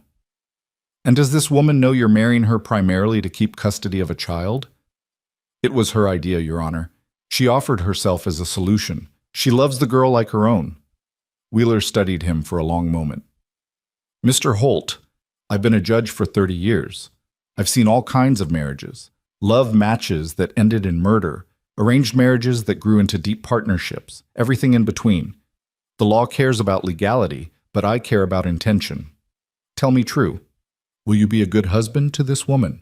Will you honor and respect her? I will. Will you provide for the child, keep her safe, give her a good home? With my life. Wheeler nodded slowly. Then I'll marry you tomorrow afternoon, 2 o'clock, here in my chambers. Bring your lady and the child. And Mr. Holt, try to build something real with this woman. Life's too short for half measures. Samuel returned to the hotel feeling lighter than he had in days. He found Maria and Clara in their room, Clara wearing a new dress Maria had purchased from a shop downstairs. Look, Papa! Clara spun in a circle, the blue cotton swirling around her legs. Miss Maria bought it for tomorrow, for the wedding. You look beautiful, sweetheart. He turned to Maria. Did you get something for yourself? I have my Sunday dress. It will be fine. Humor me. Buy yourself something new, a wedding dress, or as close as you can find, please. Maria looked surprised, then pleased. You do not have to. I want to. You deserve to feel special tomorrow. After Clara was asleep that night, Samuel and Maria sat in the hotel's small lobby, sharing coffee and watching the street outside. The city was still alive with activity even after dark, saloons spilling light and noise onto the boardwalks. Are you having second thoughts? Maria asked quietly. No. Are you? No. I simply wanted to be certain you were not feeling pressured. Maria, if anything, I'm grateful. You're giving Clara security, giving us both a family. That's not nothing. It is also not a love match. I want to be clear about expectations, Samuel. I do not expect you to suddenly fall madly in love with me. But I hope we can build something good together. Partnership, respect, perhaps affection. We have affection already. The rest will come, or it won't. Either way, we'll make this work. For Clara. For Clara, Maria agreed, and perhaps in time for us too. The next morning dawned clear and beautiful. Maria disappeared early to pick up the dress she'd ordered, leaving Samuel to take Clara to breakfast. They found a small restaurant near the hotel, and Clara attacked her pancakes with enthusiasm. Papa, are you nervous about marrying Miss Maria? A little. It's a big step. But you like her, right? You're not just doing this for me? Samuel reached across to squeeze her hand. I'm doing it partly for you, yes, but also because Maria is a wonderful woman who deserves to be more than just a housekeeper. She deserves to be part of our family, official and proper. Does that make sense? Clara nodded seriously. I think so. Like how I'm your daughter because you chose me, not because we have the same blood. You're choosing Miss Maria too. Exactly right. You're a smart kid. You know that? Papa says I'm the smartest kid in Wyoming. Papa's right. They returned to the hotel to find Maria had returned, carrying a wrapped package. She shooed them out, insisting she needed time to prepare. Samuel and Clara wandered the town, stopping at a jewelry shop where Samuel purchased simple gold bands for himself and Maria, and a delicate silver locket for Clara. What's this for? Clara asked as he fastened it around her neck. Because today you officially become Clara May Holt, daughter of Samuel and Maria Holt. That's worth celebrating. Clara opened the locket to find it empty. There's no picture inside. We'll fix that. We'll get a family photograph taken, and we'll put it right there. Then you'll always have us with you, no matter what. Tears welled in Clara's eyes. Promise I'll always be yours? Even when I'm grown up? Always. That's what family means, sweetheart. Forever. At 2:00, they climbed the stairs to Judge Wheeler's chambers. Samuel wore his best suit, brushed clean of trail dust. Clara clutched a small bouquet of wildflowers they'd picked that morning. And when Maria emerged from the ladies' powder room, Samuel felt his breath catch. She wore a dove-gray dress with delicate lace at the collar and cuffs. Her usually severe hair softened into waves around her face. She'd never looked more beautiful, and Samuel was struck by the realization that he'd been taking her for granted for years. This woman who'd stood by him, who'd held his household together, who'd offered herself as a solution to keep Clara safe, she deserved to be seen. "Maria," he said softly, "you look lovely." A blush crept up her cheeks. "Thank you." Judge Wheeler's chambers were simple but dignified, with law books lining the walls and afternoon sunlight streaming through tall windows. Wheeler himself stood before them in his judicial robes, looking every inch the authority figure he was. "Before we begin," he said, "I want to speak to young Clara. Come here, child." Clara approached nervously, and Wheeler knelt down to her level. "Clara, do you understand what's happening today?" "Yes, sir. Papa and Miss Maria are getting married so we can be a real family. And is that what you want? To be their daughter?" "More than anything." Clara's voice was fervent. "They saved me. They love me. They're my family." Wheeler nodded, satisfied. "Then let's make it official." He stood and gestured for Samuel and Maria to stand before him, Clara between them. The ceremony was brief but meaningful. Wheeler spoke about the sanctity of marriage, about the responsibilities they were undertaking not just to each other, but to the child in their care. When he asked if they would honor and cherish each other, both Samuel and Maria answered clearly, their voices steady. Samuel slipped the gold band onto Maria's finger, noting how her hand trembled slightly. When she placed the ring on his finger in turn, their eyes met, and Samuel saw in her face not just hope, but a fierce determination. She would make this work. They both would. "By the power vested in me by the territory of Wyoming, I now pronounce you husband and wife. Mr. Holt, you may kiss your bride." Samuel hesitated for just a moment, then leaned in and kissed Maria gently. It was chaste, respectful, but there was warmth in it, a promise of possibility. Clara cheered, breaking the solemnity of the moment, and they all laughed. Wheeler produced the marriage certificate, and they signed it formally, Clara watching with wide eyes as her future was made secure with ink and paper. "Congratulations, Mr. and Mrs. Holt," Wheeler said warmly, "and young Miss Holt. May you build a good life together." As they emerged from the courthouse into the bright afternoon, Samuel felt something he hadn't expected. Genuine happiness. Not the passionate, all-consuming joy he'd felt with Catherine, but something steadier, deeper. The satisfaction of having done right by the people who mattered. "Mrs. Holt," he said to Maria, testing the name. She smiled. "It will take some getting used to. We have time, all the time in the world." They celebrated with dinner at Cheyenne's finest restaurant, Clara wide-eyed at the elegant surroundings and multiple courses. She tried oysters for the first time and declared them slimy but interesting. Samuel and Maria shared amused glances across the table, the awkwardness of new marriage beginning to ease into something more comfortable. That night, back at the hotel, there was a moment of awkwardness as they stood in the hallway between their adjoining rooms. They were married now, legally and officially. The expectations had changed. "I'll take the other room," Samuel said quietly, not wanting to presume. "Unless, perhaps we take things slowly," Maria said, her cheeks flushed. "We have Clara to think about, and we are both tired from the journey and the emotions of the day.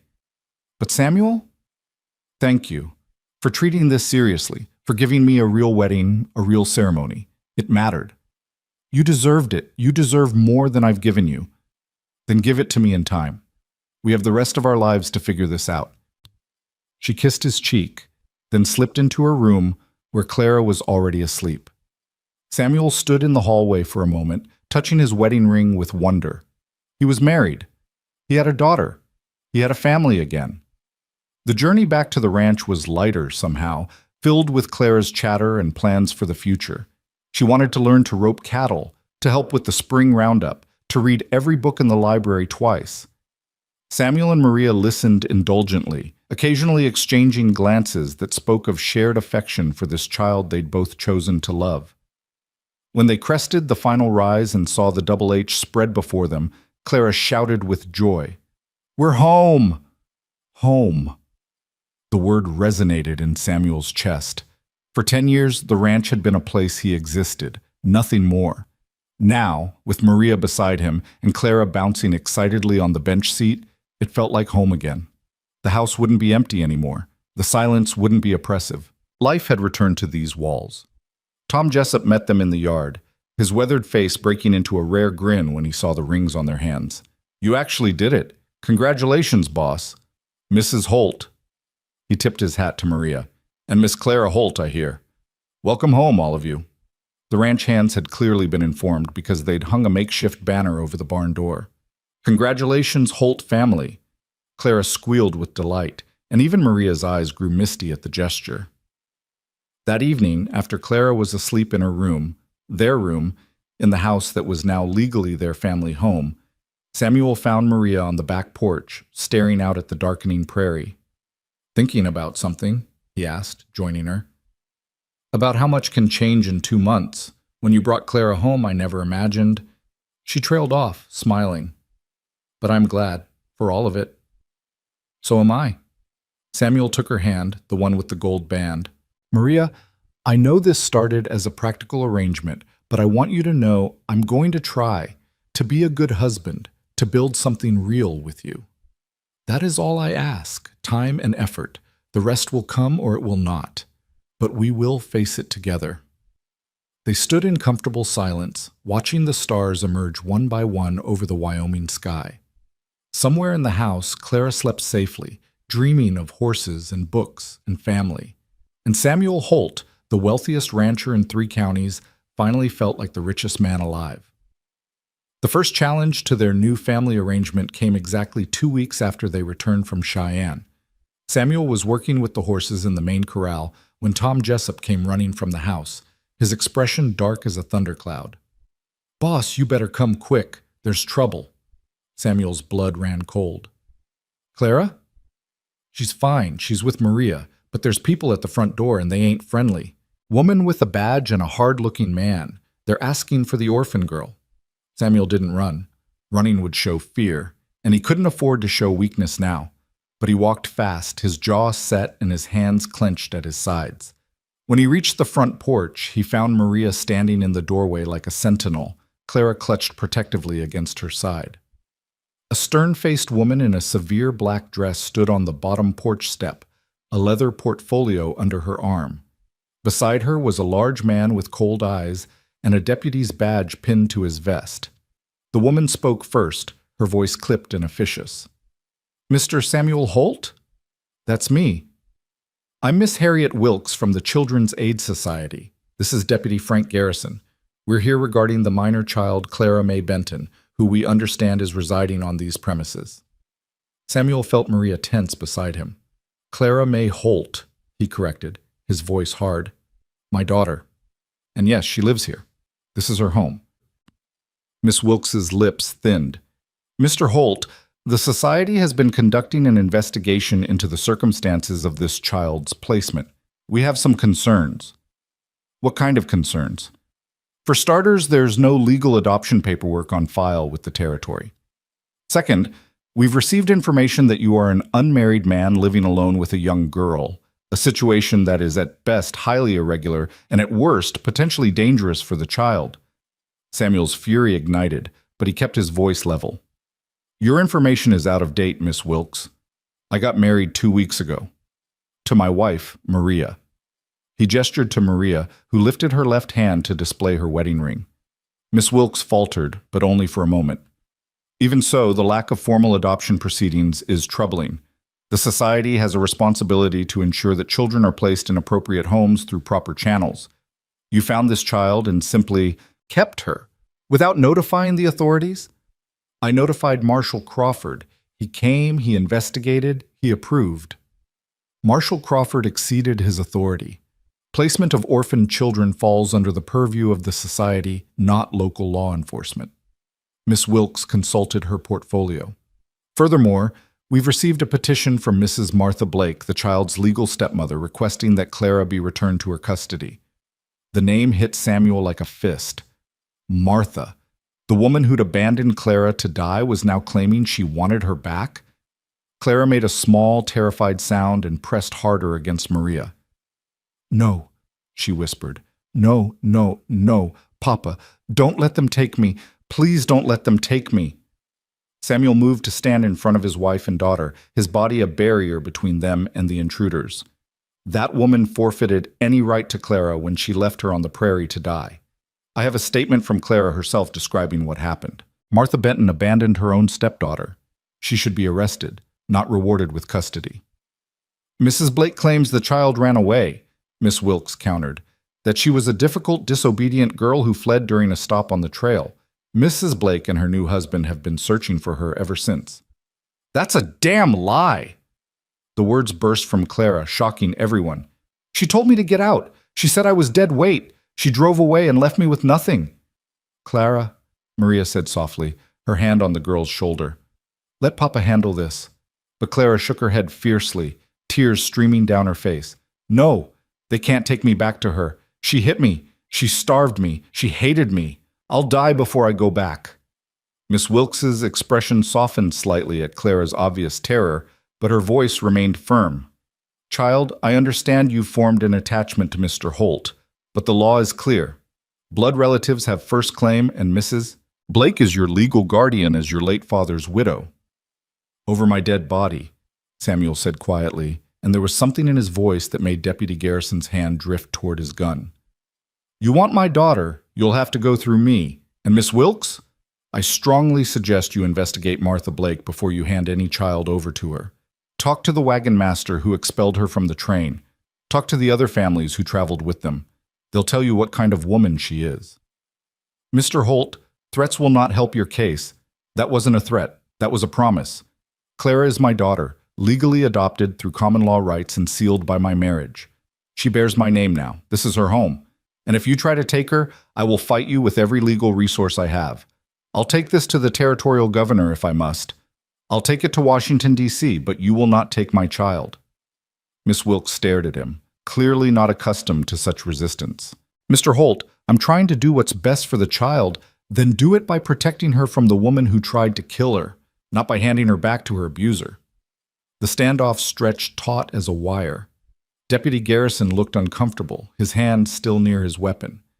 Miss Wilkes's face was unreadable, but Samuel could see the calculation in her eyes. She'd come expecting an easy retrieval. Instead, she'd found a family prepared to fight. Finally, she spoke. "I will need to conduct interviews with the child, with you, with Mrs. Holt. I will need to inspect the home, review your finances, and verify the circumstances of your marriage." "Fine. Interview whoever you want. But Clara stays here while you do it. She doesn't leave this property." "Mr. Holt, not negotiable. You want to investigate, investigate. But my daughter sleeps in her own bed, in her own home, until you can legally prove, that she shouldn't. Can you do that, Miss Wilkes? Can you show me paperwork signed by a judge that gives you the right to remove her?" Miss Wilkes's silence was answer enough. "I'll return tomorrow to begin the interviews. Deputy Garrison will remain here to ensure the child isn't moved or hidden." "The hell he will," Maria said, her voice sharp. This was the first time she'd spoken, and everyone turned to look at her. "You will not put an armed man in my home to intimidate my family. If you want supervision, I'm sure Judge Wheeler in Cheyenne would be happy to appoint someone appropriate. But this man," she gestured at Garrison, "does not stay." Miss Wilkes opened her mouth to argue, then seemed to think better of it. "Very well, but I'm posting a man in town. If the child disappears, Mr. Holt, I'll have you arrested for kidnapping. Do we understand each other?" "Perfectly." They left, and Samuel watched until they disappeared down the road. Only then did he allow himself to shake. Maria took his arm, steadying him while Clara sobbed against his chest. "Papa, don't let her take me back. Please, Papa. I can't go back." "You won't. I promise you, sweetheart. I will not let that happen." Samuel looked at Maria over Clara's head and saw his own fear reflected in her eyes. They'd won this battle, but the war was far from over. That night, Clara refused to sleep in her own room. She clung to Maria with a desperation that broke Samuel's heart, terrified that if she closed her eyes, she'd wake up to find herself back with Martha. Eventually, Maria made up a pallet on the floor of their bedroom, and Clara curled up there with her ragged doll, finally drifting into an exhausted sleep. Samuel stood at the window, staring out at the dark prairie, his mind racing. They needed help, real help, and they needed it fast. Miss Wilkes would return tomorrow, and behind her stood Martha Blake with her lies and her legal claim. The thought of that woman getting her hands on Clara again made Samuel's blood boil. "We need a lawyer," Maria said quietly from where she sat on the edge of the bed, keeping watch over Clara. "A good one. Someone who understands territorial law and can fight for us. I know a man in Cheyenne, Bartholomew Preston. He handled some land disputes for me years ago. He's sharp, doesn't back down from a fight." Samuel turned from the window. "I'll ride out at first light. Bring him back with me. Will you be all right here alone?" "Tom and the ranch hands will be here, and I have my shotgun." Maria's voice was steel. "Anyone tries to take Clara while you're gone, they'll regret it." Samuel crossed to her and took her hand. "Thank you for fighting for her, for standing with me on this. She is our daughter. I would die before letting that monster have her back." Maria looked up at him, her dark eyes fierce in the lamplight. "Go to Cheyenne. Bring this lawyer. We will be here when you return." Samuel left before dawn, pushing midnight hard. The stallion seemed to sense his urgency, eating up the miles with ground-covering strides. By mid-morning, Samuel was pounding on the door of Bartholomew Preston's office in Cheyenne. Preston was a tall, thin man with steel-gray hair and the sharp eyes of a predator. He listened without interruption as Samuel laid out the situation, his expression growing darker with each detail. "So this woman abandoned the child, then married some opportunist who sees a payday in reclaiming her," Preston summarized when Samuel finished. "And the Children's Aid Society is considering returning Clara to her custody? That's the situation. Can you help us?" Preston leaned back in his chair, steepling his fingers. "I can, but Holt, I need to be straight with you. This will be a fight.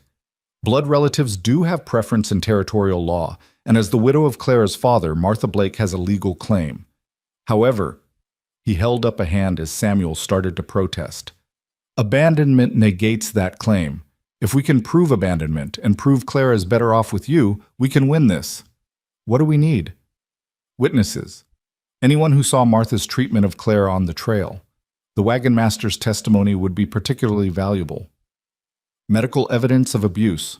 Clara's own testimony, though that's tricky. Judges don't always credit children's words heavily. And we need to establish that you and your wife can provide a stable, loving home." Preston stood. "Let me gather some files and we'll head to your ranch. I want to interview everyone, document everything. Miss Wilkes will be back today?" "That's what she said." "Good. Let her conduct her interviews. We'll conduct our own investigation simultaneously, and we'll see whose case is stronger." They made the return journey in record time, arriving at the Double H just after noon. Samuel's heart eased when he saw Clara in the yard, helping Maria hang laundry. She was safe. They were both safe. For now. Preston set up a makeshift office in Samuel's study and began his work with methodical precision. He interviewed Clara first, gently coaxing from her every detail of life with Martha. The beatings, the starvation, the cruel words. Clara's testimony was damning, and Preston documented it all carefully. "You're a brave girl," he told her when they finished. "What you've told me today might save your life. Do you understand that?" Clara nodded solemnly. "I just want to stay with Papa and Mama Maria. They love me. They make me feel safe." Next, Preston interviewed Maria, who described Clara's condition when she'd first arrived: malnourished, bruised, traumatized. Then Samuel, who recounted finding Clara abandoned on the prairie. By the time Preston finished with the household, Miss Wilkes arrived for her own interviews, accompanied by a different deputy and looking decidedly less confident than she had the day before. "Mr. Holt, I see you've retained counsel. Miss Wilkes, this is Bartholomew Preston, my attorney. He'll be present for any interviews you conduct." Wilkes's lips pressed into a thin line, but she nodded. "Very well. Let's proceed." The interviews were tense, with Preston objecting frequently to Wilkes's more leading questions. But as the afternoon wore on, Samuel noticed something shifting in Wilkes's demeanor. The woman was smart enough to see the evidence piling up against Martha Blake's claims. Clara's terror was too real to be fabricated. The home was clearly loving and stable, and Preston's pointed questions about the society's due diligence in investigating Blake's claims made Wilkes visibly uncomfortable. "Miss Wilkes," Preston said when they finished, "I assume you've obtained statements from members of the wagon train, verified Mrs. Blake's version of events?" The society's resources are limited. Mrs. Blake provided a sworn statement.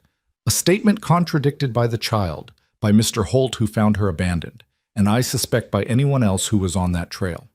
I suggest you locate Wagon Master Horace Turnbull before proceeding further. His testimony will be crucial. Wilkes left looking troubled, promising to return in 3 days with a decision. Those 3 days felt like 3 years to Samuel. They went through the motions of daily life, ranch work, lessons, meals, but tension hung over everything like a storm cloud. On the second day, Tom Jessup rode in from town with news. "Boss, there's a couple in Medicine Bow asking questions about Clara. Man and woman. The man fits the description of Cyrus Blake that Miss Wilkes mentioned." Samuel's blood ran cold. "Martha's here?" "Looks that way, staying at the boarding house, making noise about her rights as a stepmother. Some folks are sympathetic, but Mrs. Harmon at the general store shut her down pretty quick. Told her any woman who'd abandon a child deserved to hang. Good for Mrs. Harmon." Samuel looked at Preston, who'd stayed at the ranch to prepare their case. "They'll come here eventually." "Let them," Preston said grimly. "I'd like to depose Mrs. Blake personally. Nothing like watching someone lie under oath to destroy their credibility." They didn't have to wait long. The next morning, a hired wagon rolled up the drive carrying Martha Blake, and a man Samuel assumed was her new husband, Cyrus. Martha had changed since Clara last saw her, better fed, better dressed, with the look of someone who'd come into money. Cyrus Blake was a hard-faced man with calculating eyes and a gun belt that suggested he was more than comfortable with violence. Samuel met them on the porch, Preston beside him. Maria had taken Clara inside, barricading the door. Samuel could see ranch hands strategically positioned around the yard, rifles within easy reach. Tom Jessup stood near the barn, his hand resting casually on his gun. "Mr. Holt?" Martha's voice was syrupy sweet, nothing like the harsh tone Clara had described. "I'm Martha Blake. I believe you have my stepdaughter?" "I have my daughter, Clara May Holt. What I don't have is any interest in speaking with you." Martha's smile didn't waver. "Now, Mr. Holt, I understand there's been some confusion. Clara ran away while we were traveling, and I've been searching for her ever since. I'm so grateful you kept her safe, but it's time for her to come home with me now." "She is home." "Mr. Holt, I'm Clara's legal guardian. Her father entrusted her to my care before he died. The law is on my side." Preston stepped forward. "Mrs. Blake, I'm Mr. Holt's attorney. I'd be interested to hear your account of how Clara came to be separated from you, under oath, of course." Something flickered in Martha's eyes, fear, calculation, anger. "I don't need to explain anything to you. That girl is mine by law, and I want her returned." "That girl has a name," Samuel said quietly, his rage barely controlled, "and she's not yours. You forfeited any claim to her when you drove away and left her to die on the prairie. That's a lie. She ran off." "Prove it. Provide one witness who saw her run. One piece of evidence that supports your story. Because I have plenty of evidence that proves mine. I have Clara's testimony. I have my own witness account of finding her abandoned. And I will track down every person on that wagon train who saw how you treated her." Cyrus Blake spoke for the first time, his voice a low growl. "You calling my wife a liar?" "I'm calling her a child abuser and attempted murderer. If that makes her a liar too, so be it." Cyrus's hand moved toward his gun, but suddenly the yard was full of motion. Tom and the ranch hands raised their rifles in perfect synchronization, every barrel trained on Cyrus. The man froze, his hand hovering over his weapon. "I wouldn't," Tom said conversationally. "You're outnumbered, outgunned, and on private property. Pull that weapon and you won't live to regret it." "This ain't over," Cyrus snarled. "We got legal rights." "Then pursue them legally," Preston interrupted. "Through the courts, with evidence and testimony. But if you set foot on this property again without a court order, you'll be arrested for trespassing. And if you threaten Mr. Holt or his family again, I'll personally ensure you're charged with assault. Are we clear?" Martha's composure cracked. "That girl owes me. Her father's death left me with nothing. No money, no prospects, nothing. The least she can do is earn her keep." The admission hung in the air like a death knell. Preston smiled slowly. "Thank you, Mrs. Blake. That statement will be very useful in court." Martha's face went white as she realized what she'd said. Cyrus grabbed her arm and hauled her back toward the wagon. "Shut up, woman. You've said enough." They left in a cloud of dust and fury, but Samuel knew they'd be back. People that desperate, that determined, didn't give up easily. Inside the house, Samuel found Clara pressed against Maria's side, trembling. "Is she gone?" "She's gone, sweetheart, and she won't get you, I promise." She sounded different, nicer. "But I heard what she said at the end, about me earning my keep." Clara looked up at him with ancient eyes. "She wants to use me, doesn't she? Like those kids who get sent to work in factories or farms?" Preston had followed them inside, and he knelt before Clara. "Miss Clara, that's exactly what she wants. But it's not going to happen." "What she said out there?" "That destroyed any claim she had to you. A judge will never return a child to someone who admitted they only want her for labor." "So I can stay? Really stay?" "Really stay. But we still have to go through the legal process, make it official. Can you be brave a little longer?" Clara nodded, squaring her thin shoulders. "I can be brave. I've been brave before." 3 days later, they received word that Miss Wilkes had returned to town and wanted to meet at the courthouse. Judge Wheeler had agreed to hear the case immediately, given the circumstances. Samuel, Maria, Clara, and Preston made the journey together, tension riding with them every mile. The courthouse was packed. Word had spread about the case, and apparently the whole territory had opinions. Mrs. Harmon from the general store was there, as was the minister from the church, several ranch hands from the Double H, and more townspeople than Samuel could count. Martha and Cyrus Blake sat on one side of the courtroom, looking significantly less confident than they had at the ranch. Judge Wheeler called the court to order, his expression grave. "This is a hearing to determine custody of the minor child Clara May Benton, also known as Clara May Holt. I've reviewed the preliminary statements and evidence. Miss Wilkes, you wish to address the court?" Wilkes stood, and to Samuel's surprise, she didn't argue for Martha's claim. "Your Honor, after conducting a thorough investigation, the Children's Aid Society withdraws its support for Mrs. Blake's petition. We've obtained testimony from Wagon Master Horace Turnbull, who confirmed that Mrs. Blake claimed the child was ill, as a pretense to separate from the wagon train. We've also spoken with 3 families who traveled with them, all of whom reported witnessing Mrs. Blake's verbal and physical abuse of the child. Furthermore, Mrs. Blake's own statements to Mr. Holt and his attorney suggest her interest in the child is financial rather than maternal." Martha jumped to her feet. "That's not true. I love Clara. I've been searching for her." "Mrs. Blake, you'll have your chance to speak," Wheeler said sternly. "Sit down." Preston stood. "Your Honor, I'd like to call Clara May Holt to testify." Clara walked to the witness stand with Maria beside her for support. Preston questioned her gently, letting her tell her story in her own words. The courtroom was utterly silent as Clara described life with Martha, the beatings, the starvation, the day Martha drove away and left her on the prairie. "Clara," Preston asked softly, "if the court returned you to Mrs. Blake, what would happen?" "I'd die," Clara said simply. "Maybe not right away, but eventually. She doesn't want me. She never did. She'd work me until I broke or she'd abandon me again. I know it." "And if you stayed with Samuel and Maria Holt?" Clara's face transformed, lit from within. "Then I'd have a family. I'd have parents who love me and want me. I'd have a home where I'm safe. I'd have a future." She looked directly at Judge Wheeler. "Please, sir, please let me stay with my papa and mama. They chose me when no one else wanted me. That means something, doesn't it? Wheeler's eyes were suspiciously bright. It means everything, child. Mr. Preston, call your next witness. Samuel testified about finding Clara, about the state she was in, about the home they'd built together. Maria spoke about Clara's progress, her intelligence, her resilience. Tom Jessup described the day Clara arrived and the transformation he'd witnessed. Even Mrs. Harmon testified about seeing Clara in town, noting how healthy and happy she appeared. Finally, Preston called Martha Blake to the stand. Under oath, Martha's story fell apart.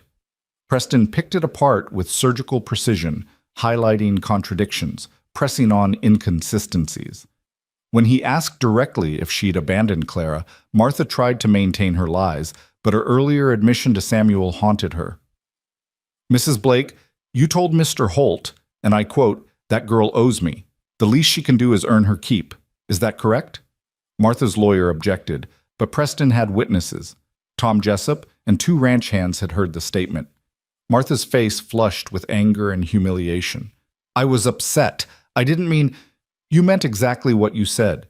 You see Clara as a commodity, a source of labor or profit, not as a child who needs love and protection. That's not... Martha's composure shattered completely.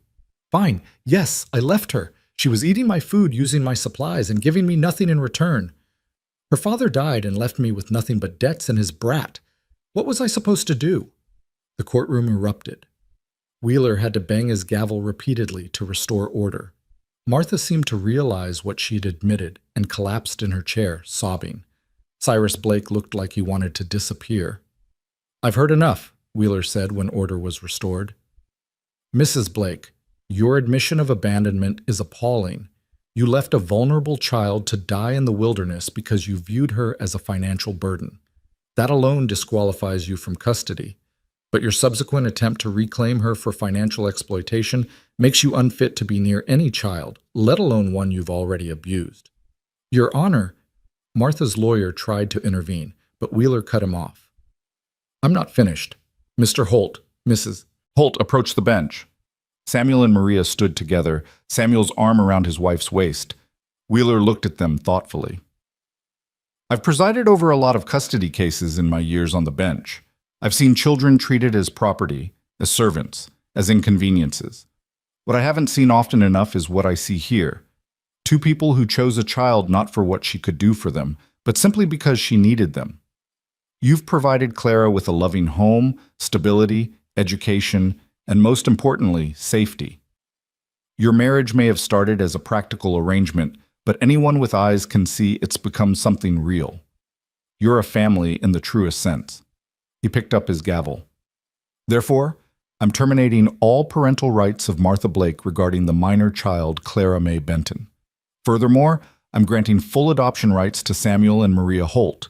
Clara May Holt is legally and permanently their daughter. This decision is final and binding.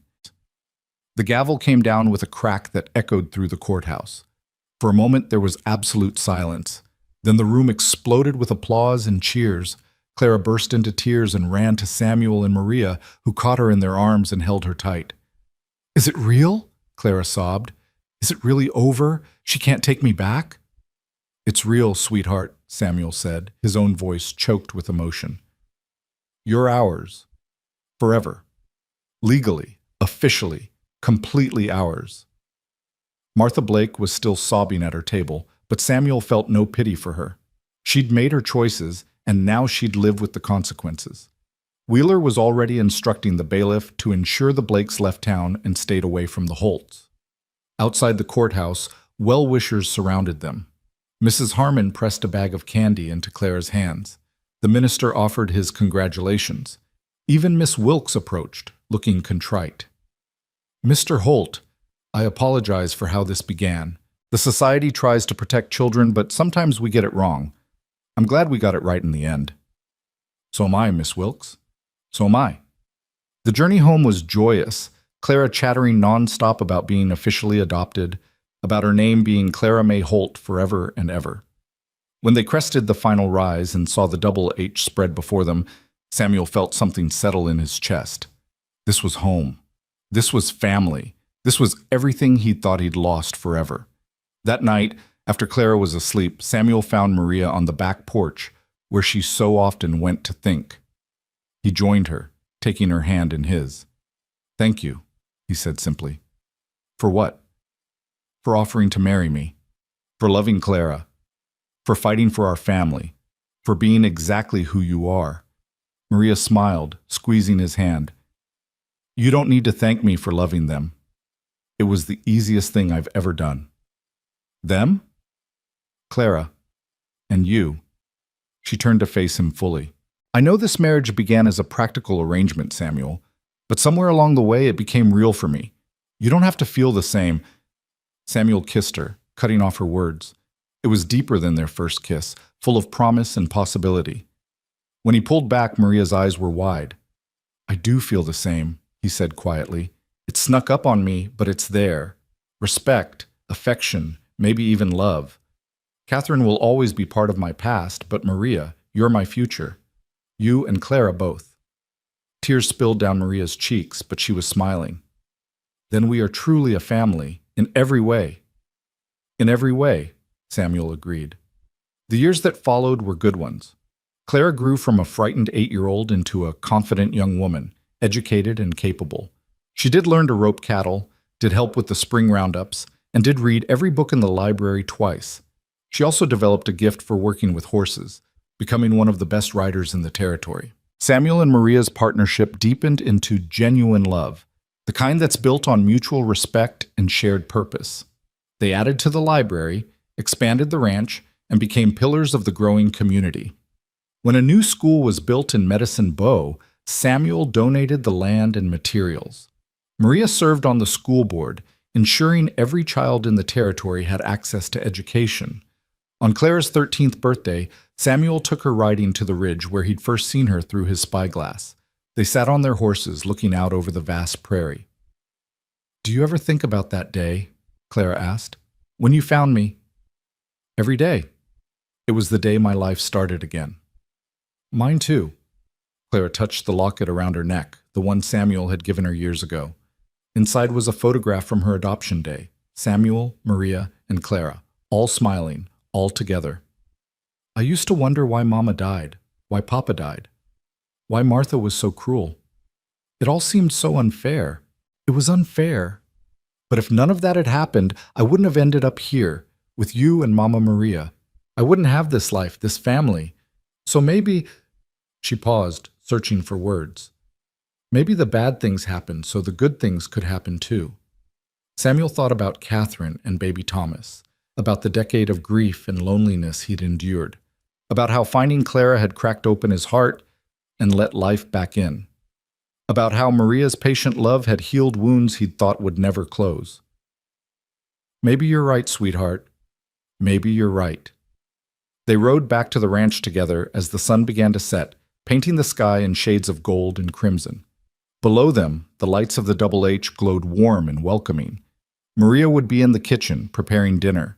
Tom and the ranch hands would be finishing their day's work.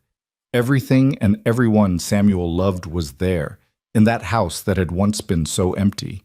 That evening, the three of them sat together in the library as they had so many times before. Samuel read aloud while Maria knitted and Clara curled up with her own book. It was ordinary, domestic, perfect. Later, tucking Clara into bed, she still let him do this sometimes, even at 13. Samuel kissed her forehead. "Papa?" Clara said sleepily. "Yes, sweetheart?" "Thank you for not riding away. That day on the prairie. Thank you for choosing me." Samuel's throat tightened. "Thank you for trusting me, for giving me the chance to be your father. You saved me just as much as I saved you." He descended the stairs to find Maria waiting, and together they walked through their home, past the photographs on the walls documenting their journey as a family, past Clara's room where she slept safe and loved, past the empty rooms that were no longer empty because they were full of hope and possibility. Outside, the Wyoming night stretched vast and star-filled over the prairie. Somewhere out there was the spot where Samuel had found a small girl clutching a ragged doll, abandoned and alone. That girl was gone now, replaced by a confident young woman with a future as bright as those stars. Samuel wrapped his arm around Maria's waist, and she leaned into him, comfortable and content.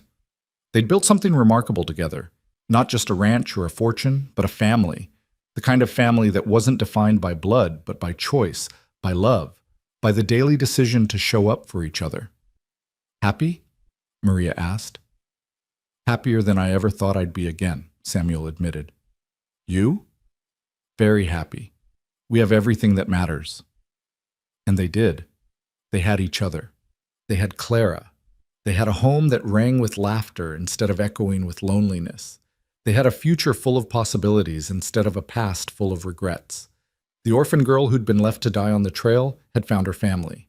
The broken rancher who'd lost everything had found his purpose. And the patient woman who'd waited for love had found her place. Together, they'd built something beautiful from the ashes of tragedy. They'd proved that family wasn't about blood or legal documents, but about the bonds forged through love and choice and commitment. As Samuel looked out at his land, his home, his life, he whispered a prayer of thanks for the second chance he'd been given, for the daughter who'd saved him, for the wife who'd loved him back to life, for the family they'd become. The lights of the Double H Ranch glowed warm against the Wyoming darkness, a beacon of home in the vast frontier. And inside those walls, 3 people who'd been broken and lost had found each other and become whole. That was the real story. Not the abandonment or the rescue, not the legal battles or the happy ending. It was the story of how love transforms, how family heals, how 3 lonely souls found each other and built something that would last forever. And it was perfect.